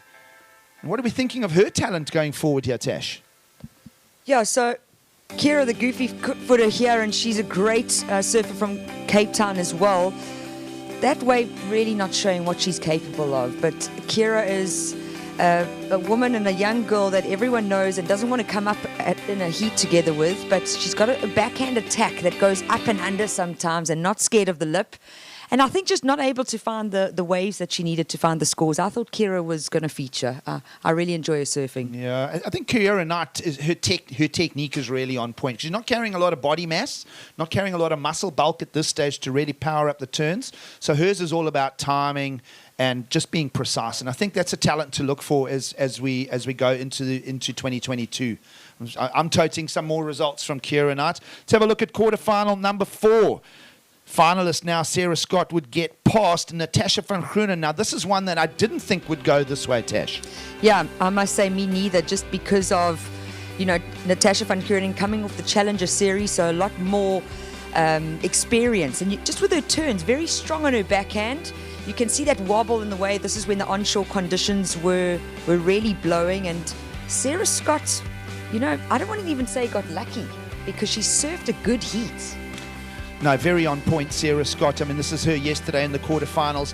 And again, it's been that classic case of the talent emerging over the experience. And again, it was pretty hard to stitch combinations together. She did it in the semi-finals this morning. She did it in those quarterfinals yesterday, PC. Yeah, I think that was a big heat for Sarah Scott. I think the confidence she got out of beating Tasha van Groenen, who's been on the Challenger Series right throughout this year, that really put her on the front foot going into the semis or into the final, semis and finals today. So that would have been a huge confidence builder for her. Absolutely. So Natasha van Groenen finishing in that quarterfinals at the expense of Sarah Scott. So those were a look back to the quarterfinals. And of course, we look at the entire event and overall best scores. We'll pull up those numbers for you shortly. You're going to see a common theme here. If we talk about the top 5 waves of the event thus far, you're going to see our finalists' names peppered all over those graphics shortly. Of course, you are watching the Ballito Pro coming to you from Willard Beach here. We trust that you're enjoying it with us. Let's have a look at highest waves of the event. Tash, we know what this number was worth. the 983, and with surfing like that is why she was awarded at critical surfing, lots of flow into those turns, and utilizing everything that wave had on offer. Yeah, we were actually analysing it with Greg earlier, Greg Emsley, her coach, and you see her backhand, she really whips it around at the back and gives her a lot of speed off the top. You might see it again here too. She really throws that left hand behind her, you know. And I'm watching how her head drops as well, PC. If you look at that technique as she goes up into the apex of the turn, really dropping that head down. See how low she put her head there, and it just allows that board to just travel right up, Tash. Right up and then back under her, which is what you want. And then she's able to get straight into the next turn. Zoe Steyn, 18 years old. She's been around for a while, won her first SA title at 16, and just excited to see what 2022 holds for her. This is Keira Knight. So exactly like you said, not as much weight on her, missing the muscles that she needs, but her technique is great, and she's a fiery competitor out in the water. I had to surf a heat with her, and there were no smiles. I'm a friendly girl, and she wanted nothing of it, focused on the water and focused on the waves. Well, this is a look at the top 5 waves of the event thus far, and you see Zoe Steyn regularly featuring in this top 5 set of scores. These scores would have been mid-range 6s. This was just as that wind started to rip our quarterfinals apart yesterday, PC. But there's no arguing that her technique, and then obviously heat strategy with Greg Emsley as the coach, it's going to be a big final for Zoe Steyn, and it's going to be, I'm saying, a big ask for Sarah Scott. Just have a look at these. The footage coming out of Zoe Steyn here, it's just amazing what's going on. Yeah, really. If you look at the scores now, Zoe Steyn holding down that 983, which came through the round of 16. Sarah Scott, though, with the 8.5 and just in the semi-final. So let's hope she hasn't peaked too soon, Giggs. That's the big key.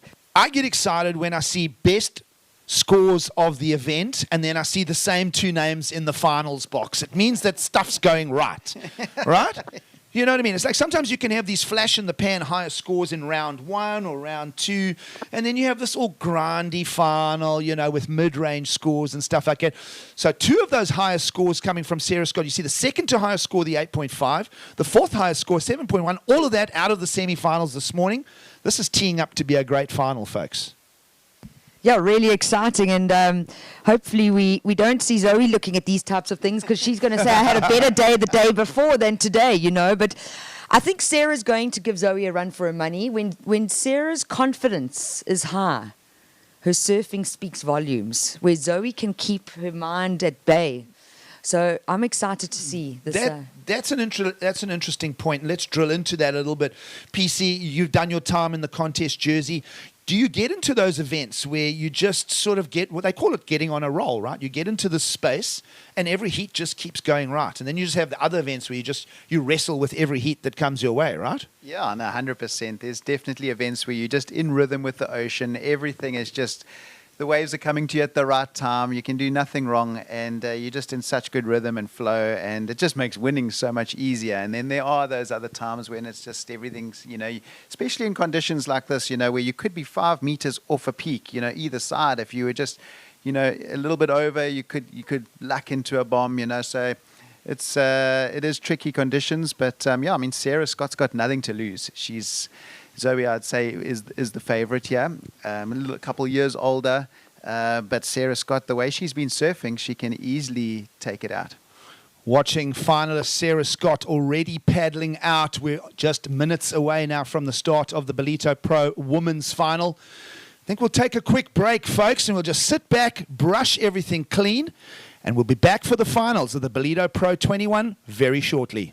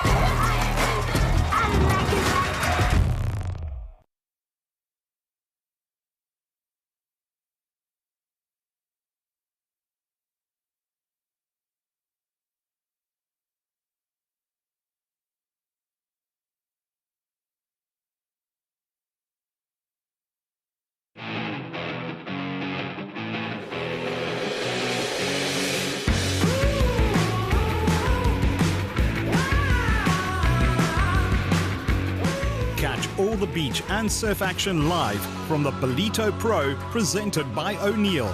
A first on People's Weather. 17 to 19 December, 11 a.m. daily.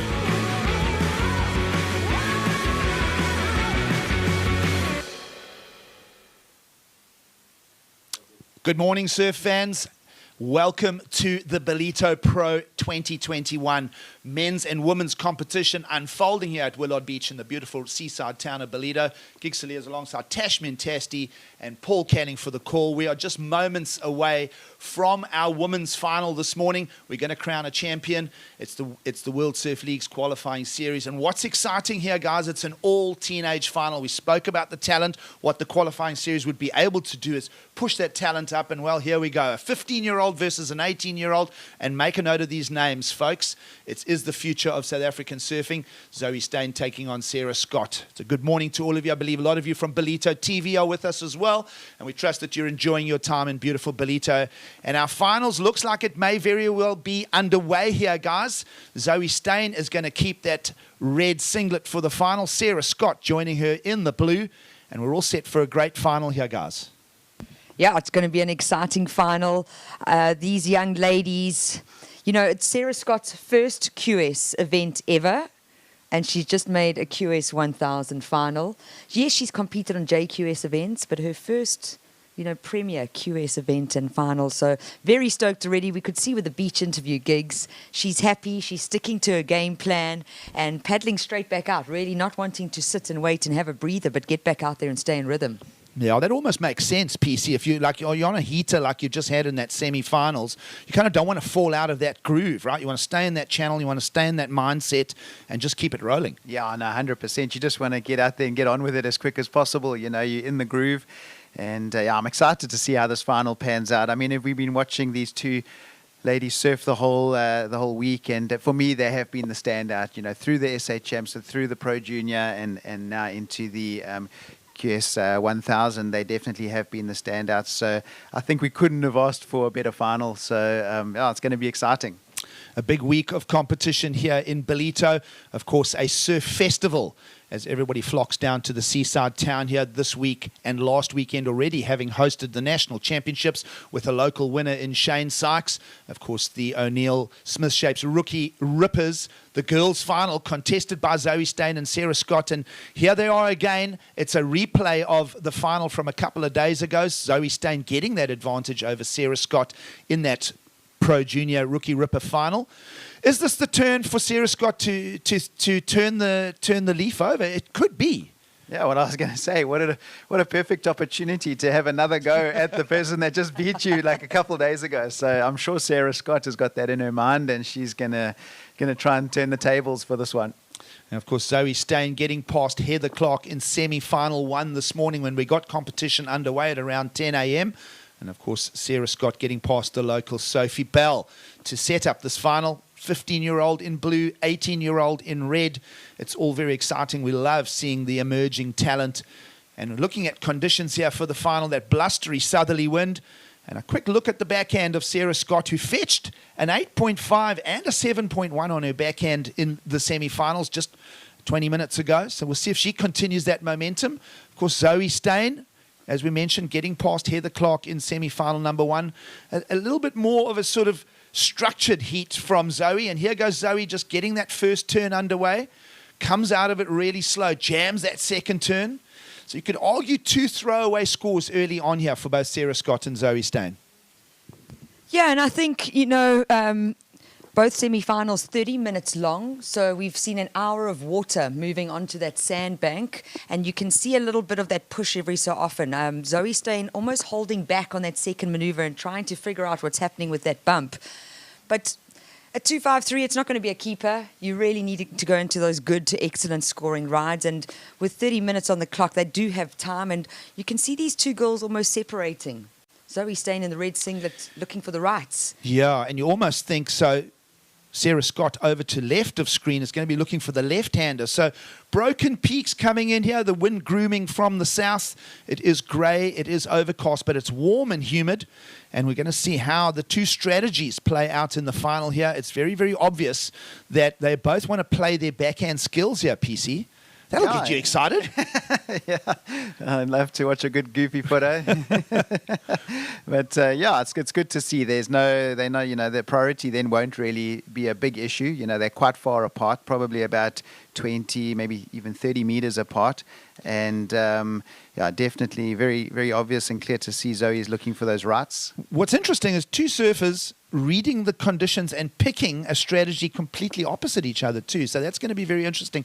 Of course, Sarah Scott coming off the 8.5 in the semi-final, she wanted to just go back out and replay that. Zoe Steyn not getting enticed into that. So it's an interesting moment here. There's still plenty of time in this final, of course. It's all small throwaway scores at this stage.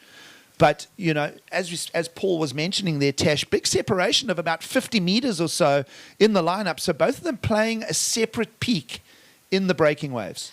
Yeah, and we actually saw it in previous events under the banner this year. Tidley Island in the JQS 1000. He found the lefts and stuck to those lefts, and his finalist competitor sticking to the rights and, coming out on top. So, and if I recall from the highlights footage, there was also into a southerly wind, right? Yeah, true. So that's going to be interesting to see. I'm not sure how Zoe Steyn's forehand air attack is. I must be honest. I've never seen her go air on the forehand. I've really never seen Zoe go left much. Yeah, no, I mean, growing up at probably Nahoon Reef and, all those great point breaks in the Buffalo City area, her backhand is incredible. But, yeah, we haven't seen Zoe surf many lefts, so... Yeah, and you can argue, well, Sarah Scott coming out of Long Beach, I mean, predominantly left-hander, right? I've got an old saying, friends don't let friends surf Long Beach. But anyway, there are some good waves down there, and it's always crowded. So Sarah Scott will know how to ride, obviously going both ways. She'll have that little right-hander, the little Cobbles right-hander at Long Beach on tap, and she'll know how to play the left-handers. She gets to play those left-handers, as we saw in the semi-finals, into the southerly wind. So we'll see if there's advantage with that. And, of course, we'll still have the southerly wind tomorrow when we go to men's format of competition, PC. So it's going to be interesting to see how many men want to go for the punts into the air. There's a number of frothing goofy footers in the men's draw that are going to be wanting to play that game. Yeah, the way those lefts come into the wind like that and have that like horseshoe bend to it. And here is that left, PC. It's the finals of the Ballito Pro, first meaningful wave. And that one just getting a little bump in it. So that looked like a great wave on the reed when it came in, but it let her down. So maybe a slightly more conservative approach from Zoe Steyn using the right-handers. They might not buckle down so much. They might just keep a little bit of distance. You mentioned, Paul, that the right-handers might just travel a little bit because they're going along with the wind. Yeah, and I mean, Sarah, being on her forehand, on those rights, she can really just do like a wrapping cutback or wrapping carve, where Zoe can come square off the bottom and go straight up off the lip. So obviously, the only way Sarah is going to match that is on her backhand, where she can come nicely off the bottom and hook it off the top, Yeah, and I think, with both girls on their backhand, they really lean into that deep bottom turn, where if you see with Sarah, even on her forehand, she's strong off the top of the wave, but her board is more lateral, where you want it more vertical. That's what the judges are looking for. So she found a 7.1 on her right in her semi-final, but it was the 8.5 on the left, and she's going to stick to what's just happened. So we still got 21 minutes. It's exciting gigs. It hasn't actually got started yet. I love it when you guys get excited like this. Of course, as you mentioned, Tash, still a lot of time, 30-minute final set aside. Of course, contest director Anne Wright and head judge John Hodgson, just looking at the conditions on hand, they went, let's just open that clock up a little bit. We tend to do that. So often if the waves are really pumping, you can shrink it down to the 20-minute window. But today, considering that the swell is almost re-gearing for a direction change, just opening that clock up to 30 minutes. And I like that. I like the bigger format. It just takes the little sort of... how many times have you seen a wave come just after the buzzer goes on a 20-minute heat? I always look at that and go, well, geez, if that was a 25-minute heat, the result would be different. So I think opening it up to 30 minutes really does just allow that platform for a real honest and true result for what's going on at the time. Definitely. And also great to see him. It was a very hard call yesterday, having to stop just before the semi-finals when that onshore was blowing hard. But I think it was a good call in the end to hold off to today. Even though it's a cross shore, the southerly wind does make it a little bit more manageable, a bit more contestable. So I think in the end it was a great call. So just having a look at conditions on hand here. The water is quite warm. As we mentioned, about 22 degrees. You pretty much can board short it. Over here, it does look grey and chilly, but it's not. It's real subtropical and warm. As we mentioned as well, we are here in the summer months. It's the first time ever a Ballito Pro is being held in December. I never thought this would happen. And, well, of course, we're normally here in July. And, of course, we will be back in July again. That's the exciting part. If you're just joining the show, it's the Ballito Pro 2021. Gigs Elias, Tash Tasti, Paul Canning. We're talking all things surfing here down at Willard Beach on the east coast of South Africa. We're loving every moment. I mean, we've been starved. The sport has been starved. I mean, the Olympics got pushed out by a year. 2.5 years since the last Ballito Pro. So we're just frothing, even though we're getting a summer edition of the event. Well, Gigs, we're getting a summer edition, but we're getting winter conditions in regards to the big west that's come through. We've had some swell throughout the 11-day period. It's an 11-day beach festival, and we're on day 7 or 8. I don't quite know where I am. I think it's 8. It feels like we've been here for about a month. Well, Paul, I mean, you're heavily involved in the process of getting this from concept to reality. When kwazulu-natal municipality approached you, were you guys, representing the brand and, of course, the interests of surfers? Were we a little nervous and going, yes, midsummer, do we do Ballito in the middle of December? There's that element where the banks cannot be quite as good as they are. So a little bit of luck on our side, perhaps? No, definitely. It was very concerning. And, we had quite a tough November for waves and weather in the kwazulu region. A lot of rain, a lot of wind. And about 2 weeks ago, it all kind of stopped, and we've had great weather so far over the 8 days, and really good waves. We've got a good sandbank out at Willard Beach at the moment, so only with a 2 to 3 foot swell running, it's still hitting the bank really nicely and making for very contestable waves. So I think we've scored for the summer edition this year. Yeah, I like that, the summer edition of the Ballito Pro. And it's been a great festival as well. I mean, really, this adds so much value to the kwazulu municipality's attraction. I mean, this is you guys call that keyword Siakula. We're growing the region. And of course, when you put a beach festival together like this, it just adds that extra layer to everyone's value in visiting Ballito Bay. 100%. I mean, we can't thank kwazulu municipality enough for their support of the Ballito Pro. It's, as you said, it's been 2 years really since we've had a surfing event. 2.5 years. And when they try to hold your breath for 2.5 years, it's a long time. Let's have a look at live action here. It is the finals of the Ballito Pro 2021, and that is a nice little combination from Zoe Steyn. It's not the best we've seen from her thus far. We know how her scores are featured in the top 5 list of scores thus far in the Ballito Pro. But I feel in the context of the heat that is, for now, going to play a part in Zoe Steyn's campaign for the win here, Tash. Yeah, absolutely, Gigs. We're almost halfway through the final already, and that was only the 5th wave ridden. So a 3.5 is what came out of that score for Zoe Steyn. She's not going to be happy with that one. With 17 minutes remaining, I mean, we saw in the last semi-final, those big scores actually only came out halfway through the semi. So let's hope that we're able to see some scores with more substance and more potential and waves with more potential, but they're both hunting out there. They haven't sat and waited. We got going at 10 o'clock this morning. Low tide was at 8 o'clock. So water filling in on the bank. PC, let's just break this backhand down of Zoe Steyn. Yeah, great bottom turn. I mean, it is a hard wave to ride. You can see there's a lot of lump and bump.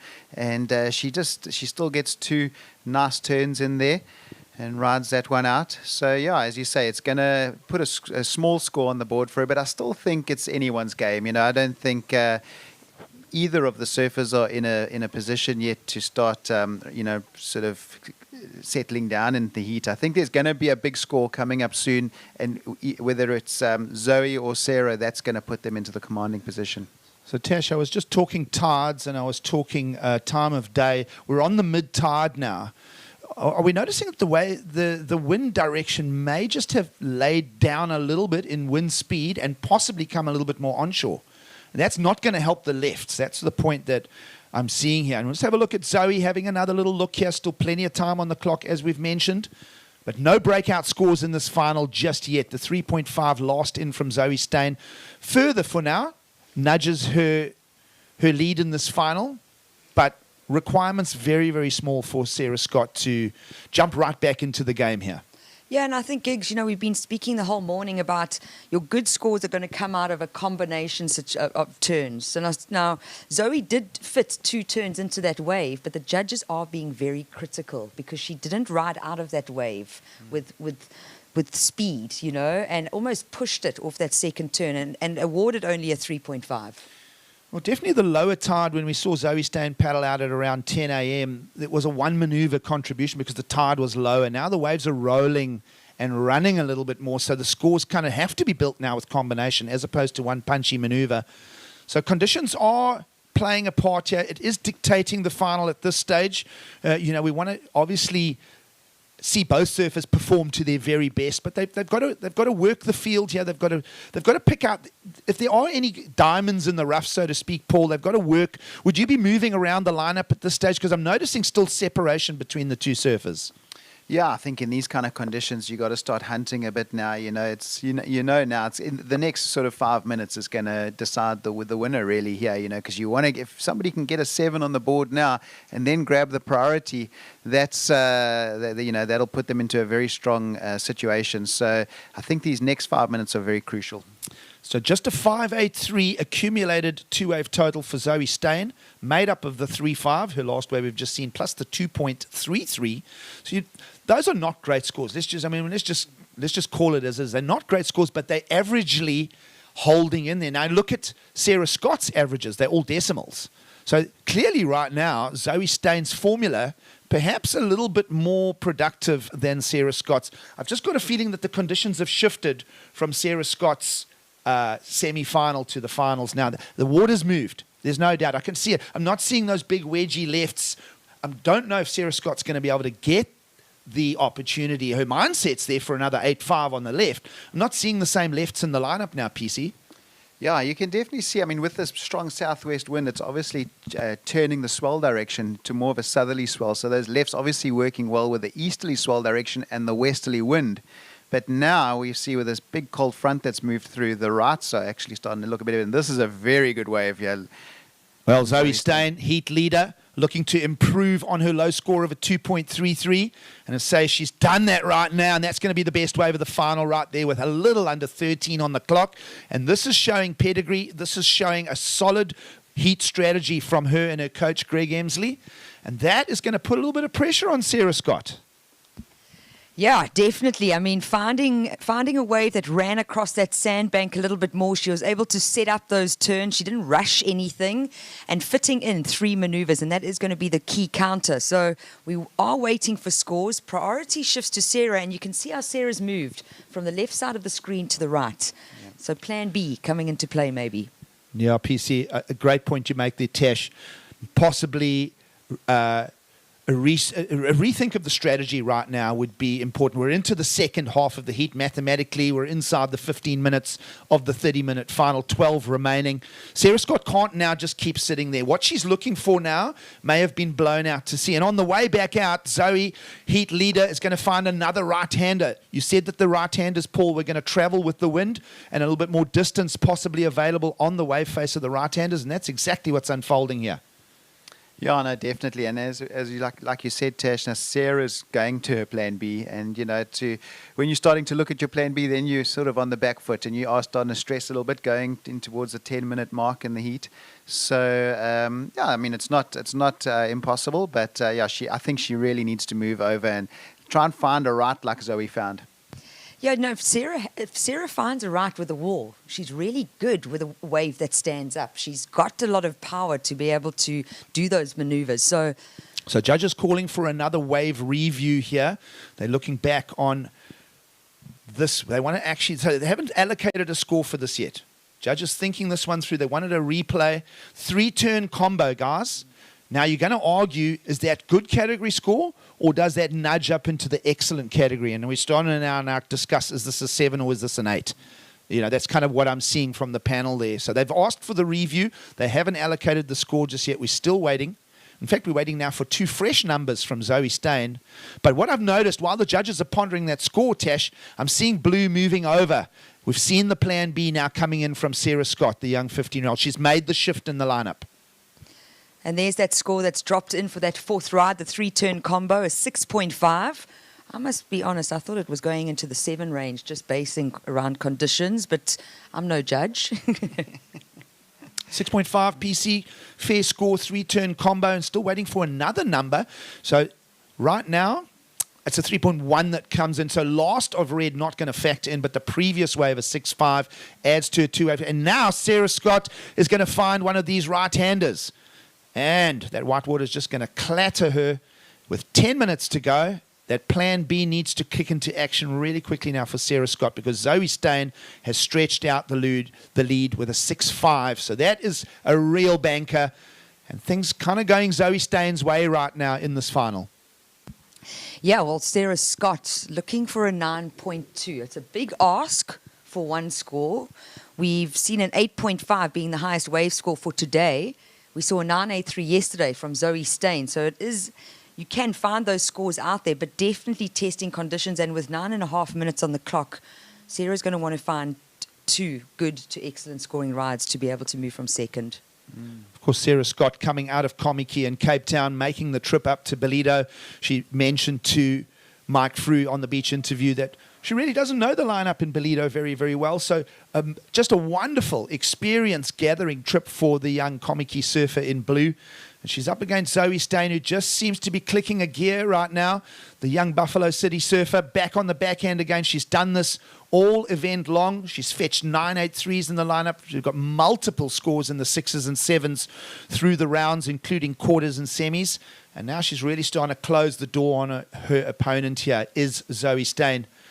Let's have a look at the exchange. Wave offering itself for Sarah Scott.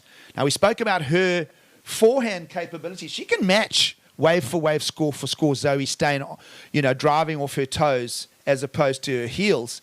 But she's also not getting the wave selection. I mean, again, Zoe Steyn, same part of the beach now, a better wave on that last exchange.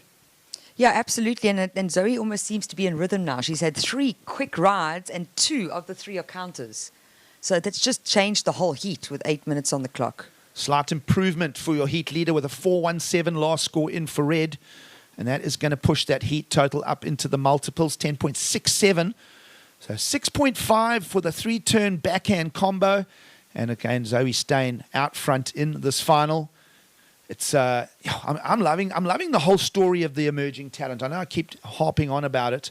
Last wave of Sarah Scott's not even going to factor in here, guys. It's looking like the steam train is starting to run away now for the Buffalo City surfer. We talk of Greg Emsley being the coach, and of course the success of Greg with Bianca Buitendach at the Olympics, all the way to a silver medal. And certainly that intel, that experience of Greg, Zoe Steyn's not doing a lot wrong here in the Ballito Pro. No, not at all. And I just think, Zoe's so great to work with. She really responds well to what you say. You know, you say it once, Greg was saying it yesterday. He just has to mention it once, and it all comes into play in the next training session. So they work well together. They're a good team, and we've always put a bit of pressure on Zoe since she was a youngster, because she really has shown a lot of talent very young. And then with having your first ever coach as Greg Emsley, she's built on that momentum really quickly at a young age. Tash, did you listen to any advice that Ringo, your dad, gave you? Or did he have to say it 10 times? I can't say this. Yes, exactly. Just making that point. But yeah, very true. I never listened to Dad. It's good that athletes are pliable like that, you know, especially when you've got a wealth of experience like Greg Emsley on the coaching role here for Zoe Steyn. So this is what you'd expect. You'd expect the formula. They've got a formula. They've come in with a plan here, Paul. It's going to plan, for want of overusing the word, but they've gone in with a crystal clear vision of what they're trying to achieve. They've monitored the conditions. And Tash, you mentioned it, you know, that shift in tide right now, it's almost a different lineup to the semi-finals just a short while ago. Yeah, absolutely. Yeah, no, 100%. And I was chatting to Greg also about Zoe, and he said it makes his job so much easier because she just always seems to find the good waves. Whether it's in a free surf or in a heat, she always finds the good waves. And I think maybe that's a bit of a East London thing, because I said to Greg, but you also always found the good waves, you know. I think maybe it's just time in the ocean, you know. those guys from East London surf so much, and Zoe. I mean, I know I've seen her out here so much, and it's just more time in the ocean. The waves are going to come to you more. Yeah, absolutely. Priority use and play here. Zoe Steyn likes the look of this one. She's got to improve on her last ride, a 417, and that's a good vertical hit. Just the one maneuver though. Got a feeling that vert turn might actually factor in. Let's have a look here. Sarah Scott. Oh, and this final is just falling apart. The seams are unraveling for the young Cape Town surfer in blue. You think of the lineage that Zoe Steyn sits amongst. Wendy Both, a 4-time women's world champ at the early 80s mark on the calendar, out of the East London area. Rosie Hodge, of course, we saw her talent in this format emerge way more than a decade ago. In fact, I think Rosie kind of, she stuck her hand up for talent in the early 2000s already. Yep. So, Zoe Steyn following in all of that sort of history. And that's a great story for Zoe to emulate. Can she go all the way to a Wendy Both a world title? Good question. I think she's got it in her. I think she's got the talent. She's got the desire, the dedication. She's very focused, very competitive. She's got great technique. So, yeah, she's got everything she needs to be a top professional surfer. So, yeah, I got no doubt. Tash, we're going to look at a judge's replay of Last of Red. They haven't allocated a score for the single maneuver, and we questioned, would it replace the 417? Well, just watch it. She commits straight through it, straight up into the lip. Personally, I would have liked to see her get that tail up and above the lip a little bit and rotate it more. The 417 is her backup ride. I don't know if she's going to get higher than that for that wave number 7. Ooh, okay. So you're saying not a 417. I'm saying, PC, what are you saying? Let's just go with you first. Does that last single maneuver better a current counting score of a 417? I might go 5. Okay. Really? I'm saying yes, it does feature because it was vertical. It does, Tash, by just a half a point. We'll go with it. We'll go with it. Too critical, though. Being very critical. But Paul, it wasn't a 5, it was a 4.6. So I'm going the middle road on the score. No, we're just having fun with it, guys. But a 417 now replaced with a 4.6 for heat leader Zoe Steyn. She's on her way to taking out the Ballito Pro title here.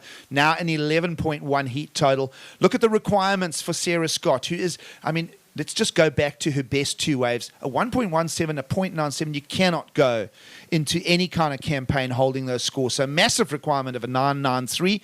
She's got to quickly break it down and find herself a mid-range score. She's got to find a 5 right about now with 3 minutes to go. Otherwise, it's good night. You know what? She hasn't actually even got started. So unfortunately, peaking in the semi-final is what I'm seeing here. And yeah, just hasn't got started. She's a 117 as her highest wave total. So yeah, anything with just a complete maneuver is going to help her situation look a little better. But it's Zoe Steyn.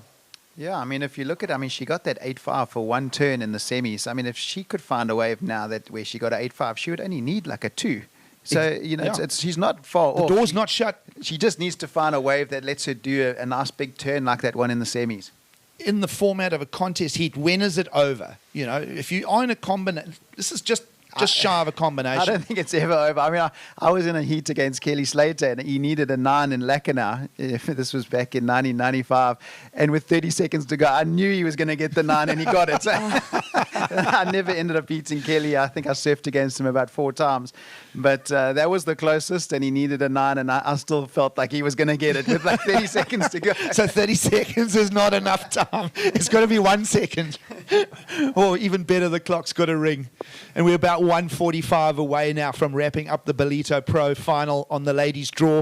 And of course, we've had some great moments on the way. Quarterfinals yesterday, we saw some great performances, including that 983 from Zoe Steyn. It's carried her all the way through, getting past Heather Clark this morning in the semi-finals.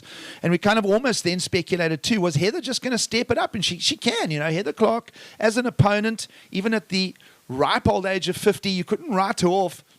But it has been the Zoe Steyn show, and this might be her victory lap run here with a little over 1 minute on the clock. And I'm saying, yes, that is more than a victory run. Or we could even speculate a replacement score there. And she knows. So Zoe Steyn's out there. She knows in her head that she's still holding a sub-5 as a score. And even inside that last minute, PC, she's trying to still replace a number. Yeah, listen, Zoe might take this win. We've got a minute left, but she's definitely not going to be happy with those scores. She wants good scores. She wants excellent scores. She's quite hard on herself in that regard. But And we talk those numbers. It is a 5.17 for Surfer in Red. So really it is going to be the last ride here of the finals. And, well, almost her best wave. Why is she falling off on those end section maneuvers? The young 15-year-old Sarah, I felt at some stage she could have just... That one there, is it just nerves? Is that where we're at with the journey of Sarah Scott at the Ballito Pro? Because to me, that was a makeable wave. Yeah, 100%. Yeah, she's just, it seems like she has run out of steam, you know. And, yeah, I think she's obviously disappointed, you know, didn't get the waves that she knows if she got the right wave, she could have put on a really good performance. You know what? She may not be disappointed. She might be absolutely thrilled that she's made the final, right? As a 15-year-old first visit to Ballito. You know, you think about it and it's like sometimes that's all you can mentally bite off and chew, you know, for where you are in your journey right now. I remember Potts making the finals in 1981 against Shane Horan and then making the finals as a 15-year-old against MR.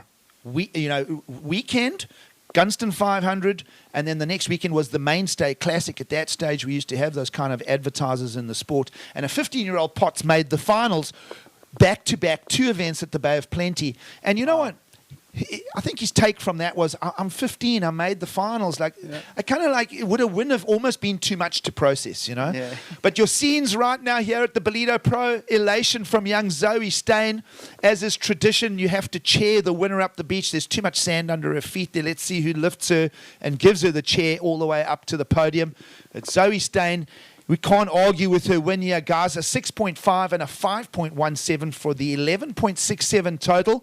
She kind of has gone through this week here in Ballito unchallenged, just freshly minted as an 18-year-old. Her birthday was last month in November. She's still got some years ahead as a teenager. Remember the name Zoe Steyn, folks. She is our Ballito Pro champion. And, well, you got to love these moments, right? Yeah, absolutely. And back-to-back win. She's a JQS winner, the QS Women's winner. What a great week for Zoe Steyn. Of course, Paul, all these points go towards her, you know, knocking on that door of the Challenger Series and then from there working that system all the way through to possibly one day, maybe not in the too distant future, a championship tour berth. No, definitely. This is a great start for her QS season, you know, so hopefully we'll see Zoe in the Challenger Series and the Ballito Pro in July next year. Fantastic start for her. Yeah, absolutely. And of course, that Challenger Series gets underway in May 2022 and all the same stops for men and women. It's an amazing story, and it's going to be a great one for Zoe Steyn. Can we get her all the way to that level of competition? Of course, we have just now crowned our women's champion, Zoe Steyn. We're looking to hear from her. We're just waiting to cross down to the beach. But, guys, just a quick one. I mean, Zoe Steyn doing a great job there. No questions. She's the winner. And, of course, accolades to Sarah Scott getting all the way to the finals. Yeah, no, 100%. I mean, Zoe has been the surfer of the Ballito Pro so far. You know, her technique and her approach and everything has just been spot on. So, incredible performance by Sarah Scott, but Zoe Steyn was in another class. Really, really good. Just waiting to hear if we're ready for a beach interview. Just waiting for that signal to cross down. We want to plug into her emotions there. Let's go down and hear from the winner. Not yet. Hold on. I just want to drill a little bit more into Sarah Scott just for a second, okay? Coming out of that Komiki group of surfers, on the men's side of the draw, PC, there's a whole bunch of talent waiting out of that Komiki area. What are we looking forward to on the upcoming days here still of the Ballito Pro? Yeah, that Komiki region is incredible. I mean, we got Eli Bukes. He's an incredible surfer. You know, I think he's going to do fantastic in the men's event. Then there's Luke Slapen. And obviously Sarah Scott is feeding off these guys. Luke's younger brother, Connor Slapen. So Brad Scott, Sarah's brother. There's a hot bit of talent in that area at the moment. No, absolutely. We're going to plug into the emotions of Zoe Steyn, our winner. Let's go down and hear from her.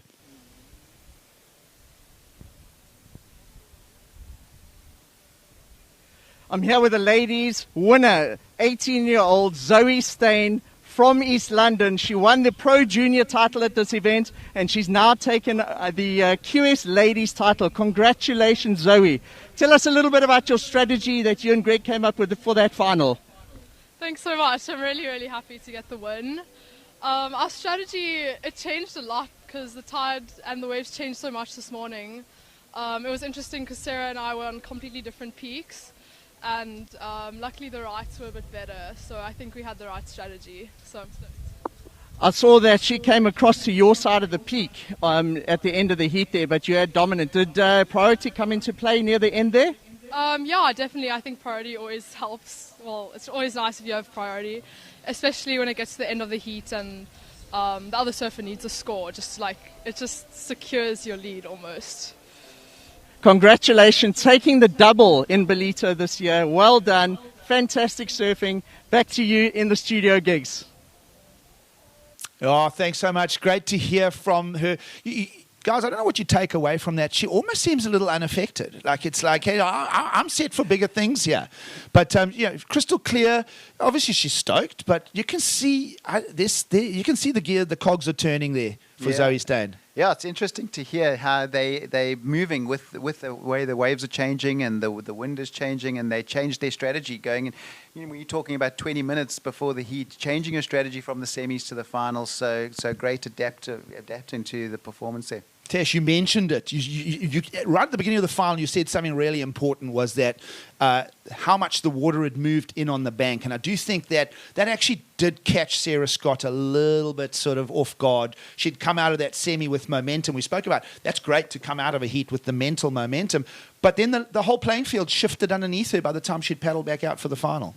Yeah, and I think that, that's where having someone like Greg Emsley in your corner who understands how things change, and also knowing Ballito, it came to Zoe's favor with Sarah. She focused on what she did right, which wasn't bad for a 15-year-old, but they're not taking into consideration that sandbank is going to change once we have water over it. So I think it's a great final to watch. I'm very stoked for Sarah Scott. But like you said, Zoe Steyn, cool, calm, collected, and even after taking a win, I mean, there wasn't even like a little woohoo. Just what she did, checking things out, also evaluating where she moved, noticing priority. I mean, her head's in the game, Gigs, and it's going to be exciting to see what she does for 2022. Let's have a look quickly at Zoe Steyn's road to the final here. She's been a top performer. We saw her name on a lot of those top five. When we printed the best 5 waves this morning, it was 4 of the best 5 waves. Of course, Sarah Scott basically getting into that top 5 list. But let's have a look at the road to the finals for Zoe Steyn. It's been a great visit to Ballito for not only winning the O'Neill Rookie Rippers, but just really from the start here, guys. She was on point. Her surfing is crisp. And this is that 983 PC. This will get you happy.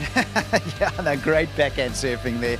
Really nice, hard off the bottom and hard off the top, and really rewarded nicely with that 983. Of course, Zoe Steyn getting past Teal Hogg in the quarterfinals, and then, of course, waking up this morning to get a one-up over Heather Clark. But we look back, as we mentioned, she has been the consistent performer. I like it when you get a result like this, where the champion has been the best surfer through the draw and over the period of the event. Sometimes you say you can have a kind of a soft result, and someone that really put their hand up in the opening rounds, kind of falls short. But this has been a great visit to Ballito for Zoe.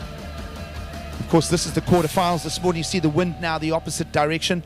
And Tash, I mean, she really did stick it to Heather Clark in this one as well. Yeah, she didn't let Heather bother her in any way and stuck to her guns. And I think that's where Zoe is so great, is once she commits to a game plan, she doesn't get frazzled by anything around her. She almost doesn't notice us in the water. I mean, the heats that I've shared with Zoe, it's like she's got blinkers on, and she's just focused on what she needs to do every so often. I mean, you also notice she's not looking to the beach often to see where she needs to be sitting, where I saw in the earlier rounds a lot of the girls losing their focus by turning and facing their back to the waves to be able to see where they should be sitting. And of course, it's a great, I just love the theme as well. Bianca Buitendach stepping out of competition, coming back this year with her Olympic participation, sharing the same coach as Greg Emsley. I mean, this is all good stuff for Zoe Steyn's future. Yeah, no, 100%. You can definitely see in Zoe's composure and her facial expressions, like you said, Tash, that's part of a bigger picture. There's a bigger plan, and this is not going to, satisfy her. She's got a much bigger plan here, and I definitely see a big future for her. Great stuff. We're crowning a champion here at the Ballito Pro 2021. I believe PC and Tesh, you guys will be on your way down to do that prize giving. Give an extra half five to Zoe Stain, and of course, a great, again, Sarah Scott making that final. And then, always a tip of the hat to Heather Clark getting all the way to the semis, and along with Sophie Bell, representing the locals. It's a great story as we wrap up the women's edition of the Ballito Pro.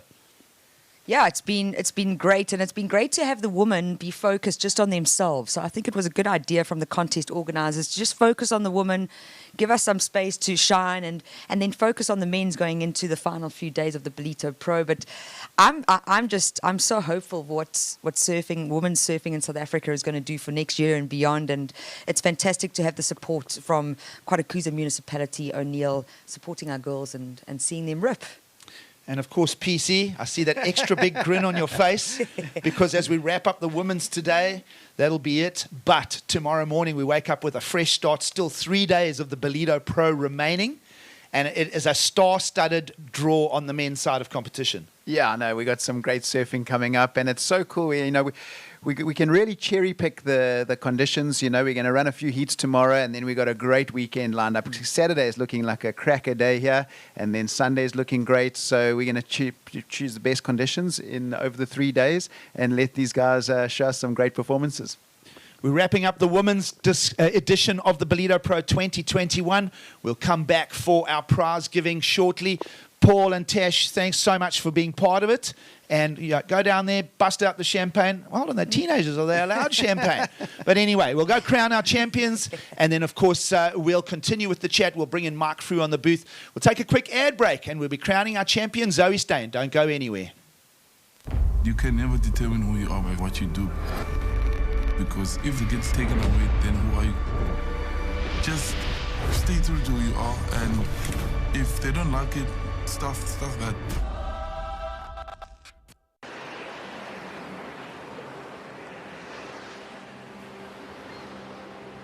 When you break through boundaries and you get to that next level, it's an incredible feeling. High performance products give people an open mind about where they can go.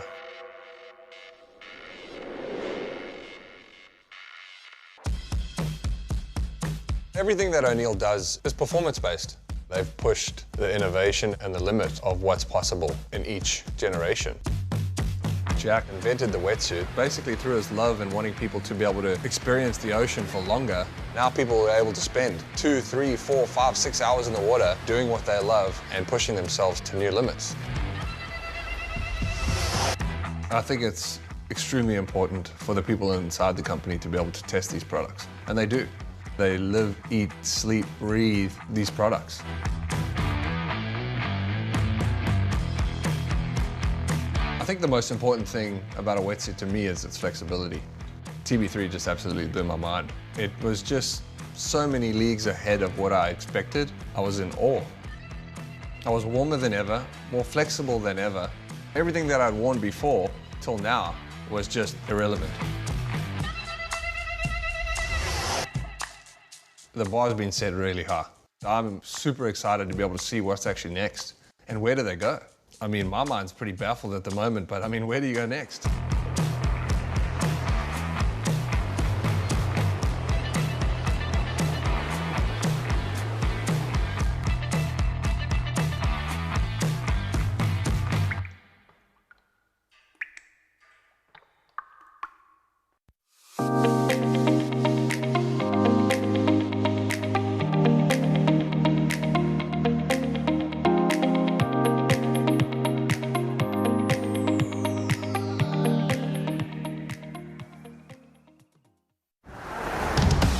This looks different. It is. See for yourself. Okay, so it's a photo. Look closer. Photos within photos. What about video? 8K video. Beyond cinema. You can pull portrait quality photos straight from video. But will it last the whole trip? Battery for the whole trip and the way back. This is different.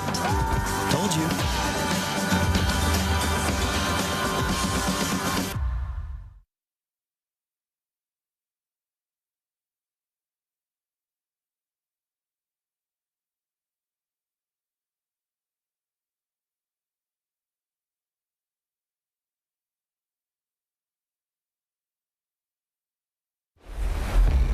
circumstances do not define me, I define me.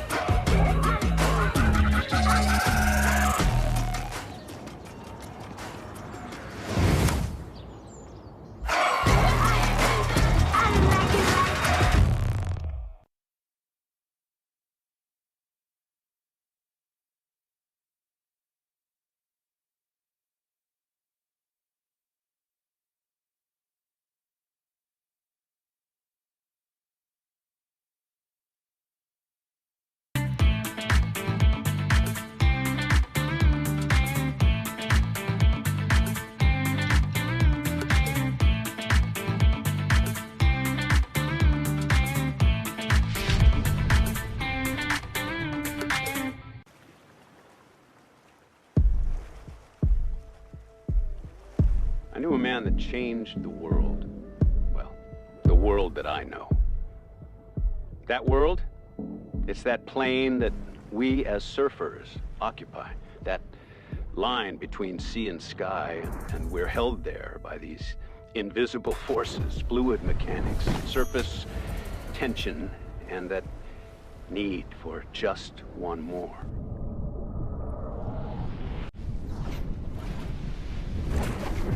It binds us with a flat lock stitch. And it's that zone, that fluid seam between the ocean and the mountains. It's in those wild margins between high and low that we exist.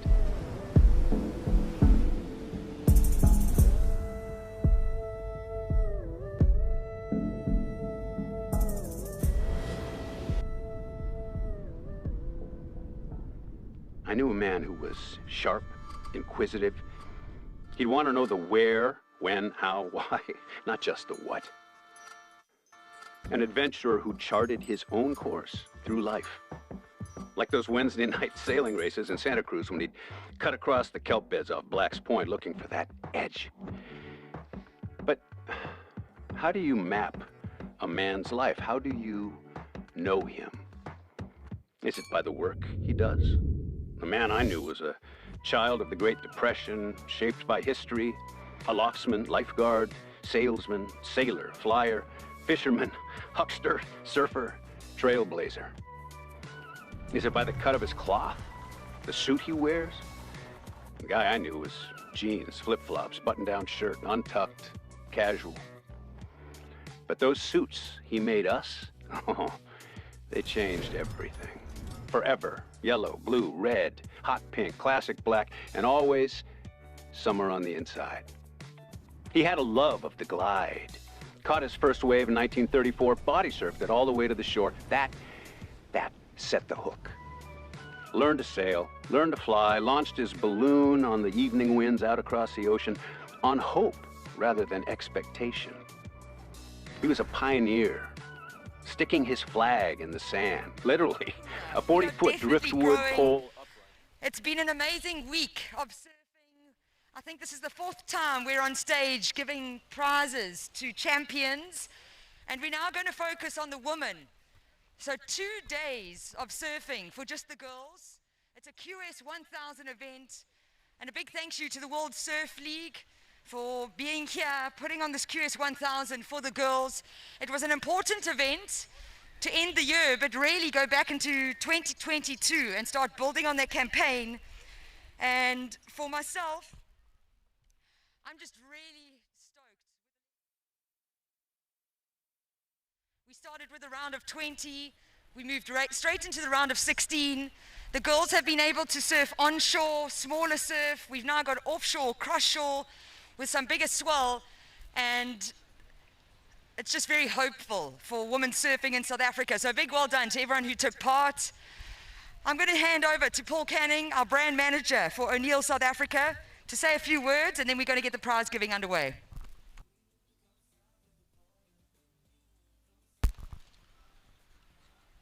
Oh, thanks very much, Tash. And yeah, just to like say a massive, massive thank you to the KwaZulu municipality. It's amazing to have competitive surfing back on. And after 2 years of no Ballito Pro, we've really jammed in a lot of surfing contests over the last couple of days. So thank you very much, every surfer, every competitive surfer. We're also stoked to be competing again. And I would also like to thank all our co-sponsors, all our partners in the Ballito Pro. It wouldn't be able to make such an incredible event without each and every one of you. And also to all the judges and officials, Anne Wright and Bongani Zulu, Surfing South Africa, WSL, thanks for all your hard work in the event. And also to all the girls, congratulations to Sarah and Zoe, incredible final there, and all the other girls that competed, well done. Okay, so let's move on to the important stuff here. If both girls can come up to the stage.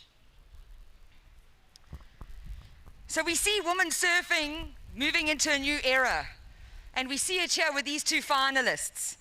15 years old, 18 years old, so we're not allowed champagne, hey?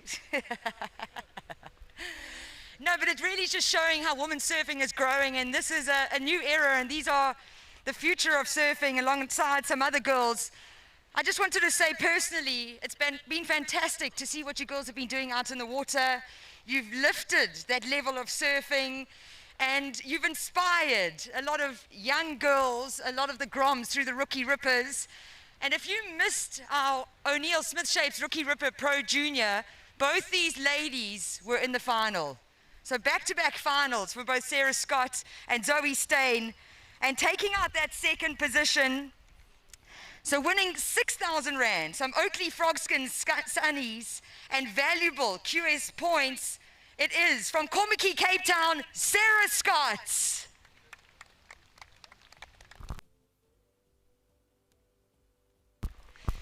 And we saw a great semi-final from Sarah, finding the highest wave score today, an 8.5. So Sarah, congratulations. She always knew it was going to be a hard task coming up against Zoe Stain in the finals. And Zoe definitely being the most consistent female surfer out there. Starting this morning off, we saw Zoe holding 4 out of 5 of the top scores leading into this final day. After the semi-finals, It was 2 of the top scores from Zoe, 2 of the top scores from Sarah. So both these ladies definitely deserve it to be in the final. But our 2021 Ballito Pro QS 1000 Women's winner, Zoe Stein. You can make more noise. I couldn't hear that one. So Zoe Stein, our QS 1000 winner, our JQS 1000 winner, and a great week here at the Ballito Pro.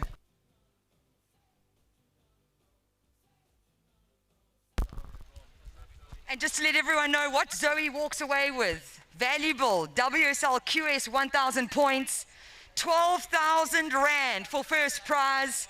She wins an AES and Samsung phone valued at 3,000 Rand and a pair of Oakley frog skins. So congratulations, ladies. You've done us all proud, and good luck for 2022 and beyond.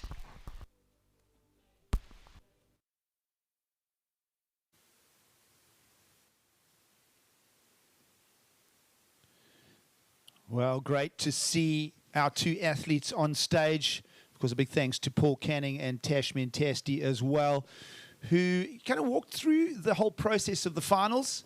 And of course, no questions, Zoe Stein, surfer of the week here, getting that win at the rookie ripper level, and then, of course, taking out the title. Gigsiliers now joined by Mike Frew from O'Neill, South Africa, and, of course, coach of Zoe Stein, former championship tour surfer and Olympic silver medalist coach Greg Emsley. Gentlemen, just quickly to that final. From your point of view, you were kind of drilling into a couple of the beach questions there. We spoke of Sarah Scott off screen momentarily. A big result for a 15-year-old to make a final like that. Absolutely, Gigs, and I actually forgot that it's her second final. They surfed against each other in the Pro Junior. Yep. So she would have had the experience of surfing that kind of heat against Zoe Stein, but it looks like she had a strategy there to go and sit on the left. And to me, watching it from the beach, it crumbled throughout the heat. She looked a little panicked at the halfway stage, and then she saw Zoe get that really good wave, and it looked like she had to completely rechange her strategy and go and sit over there and play in the priority game, where Zoe went out and she stuck to her game plan from the beginning on the rights, and it worked out. So it looked like maybe a little bit of experience playing off for her there. And, of course, great to have Greg Emsley straight off the beach coaching Zoe. Thanks for your time, Greg. Just quickly, how Mike broke that down there in that final, change of conditions, and, of course, a younger opponent. We spoke about that as well.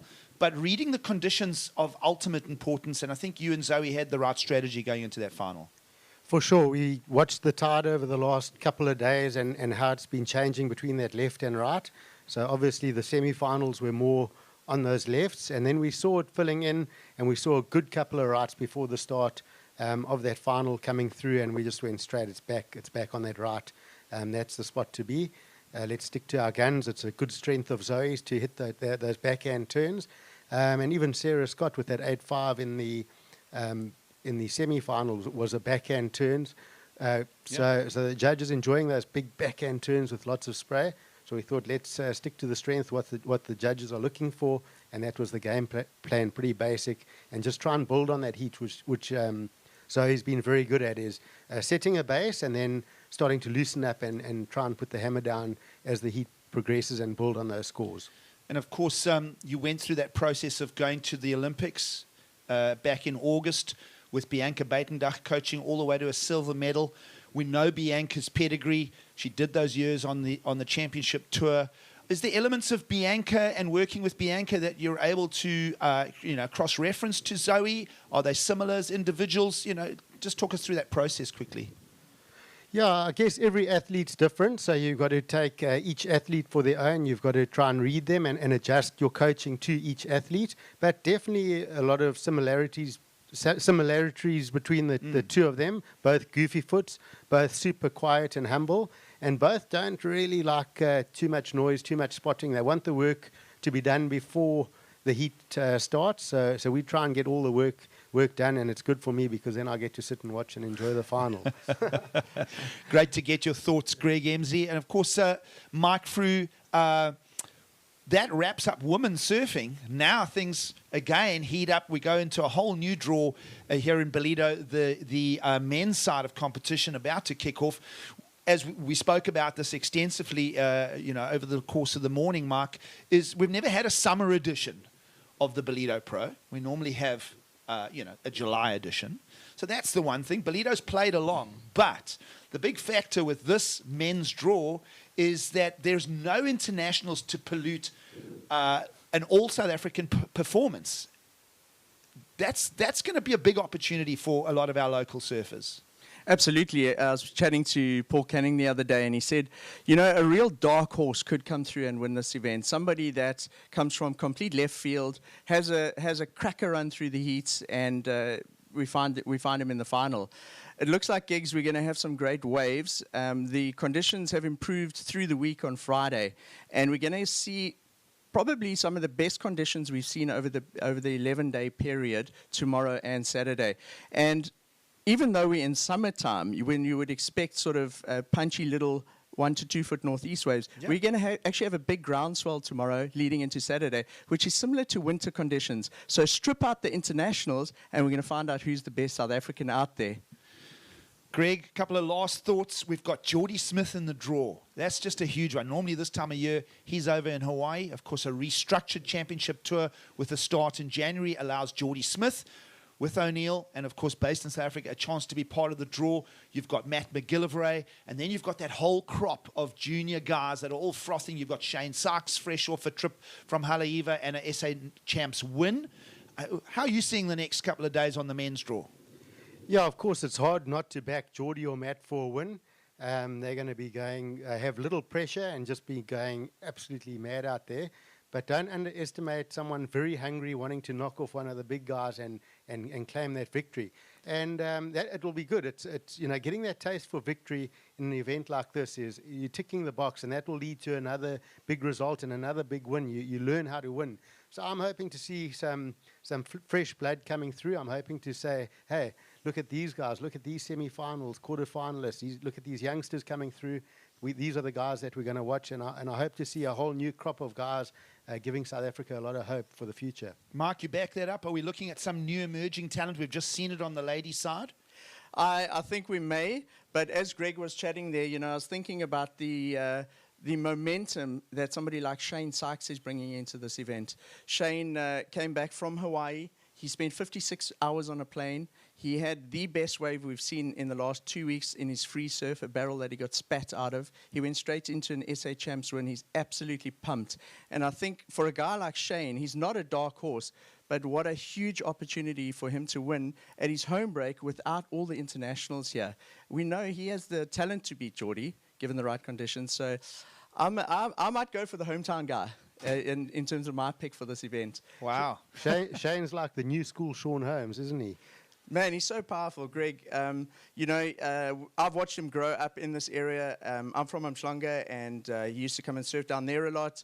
As he's toured around the world, he's become stronger. He's got bigger. He's very thick set on his board. And what a lot of the locals have been talking about is every time he comes back from Hawaii, he has more and more and more power. And we saw that in that very first wave that he had in the free surf. And that set the bar for Shane to take that SA Champs win earlier in this Ballito Pro. And of course, there's the Cape Town element of talent as well. There's the Eli Bucas and that crew from that side of the country. So there is that push of talent on the men's draw. But, as Greg is alluding to, you've got Geordie Smith in the draw, guys. I mean, I just want to spend another minute on that because this is Geordie's return to competition. This is his, reboot back to the big stage. A multiple winner. We know his accolades. Twice runner-up on the championship tour. It's everyone's favourite surfer in South Africa. You could argue that, and definitely around the world. So Geordie Smith, a massive draw card, but he's going to be setting the standard. And the boys, I don't think, are going to be too intimidated. They're going to want to chase that. I was actually surfing that session when he hurt his leg, Gigs, and that was, I think, in early May this year, and I saw him sitting on the steps with that swollen knee. Then we were part of an O'Neill project where he caught his very first wave back on a soft top as part of a film we were doing for Surfers Not Street Children. I saw the stoke in Geordie's eyes. He came out, it was like he'd caught his very first wave, and he caught it on a soft top at New Pier. Then I saw a couple of videos drop of him progressing through his injury at J-Bay recently, and he's got some clips that he hasn't even dropped yet. I chatted to him yesterday, and he says that knee is feeling stronger than the other one. The other thing that's just, he brings so much star power to this event. I was walking down the walkway, and he's staying in a unit quite close to the beach, and I came around the corner, and even for me, I've been in sort of surfing for quite a while. I came around the corner, I was like, wow, there's Geordie Smith, and you realize this guy's in this event, and I can't imagine how those youngsters must feel getting to surf against him. Mark Frew, care of O'Neill, Greg Emsley, former championship tour surfer and now coach extraordinaire. We trust that you'll enjoy the men's draw as much as we are. Folks, when we come back tomorrow, it's Ballito Pro men's draw. We're looking forward to it. We're going to send you off with a package. Stay with us, enjoy the town of Ballito, and we'll see you all again tomorrow for more surfing action from the Ballito Pro.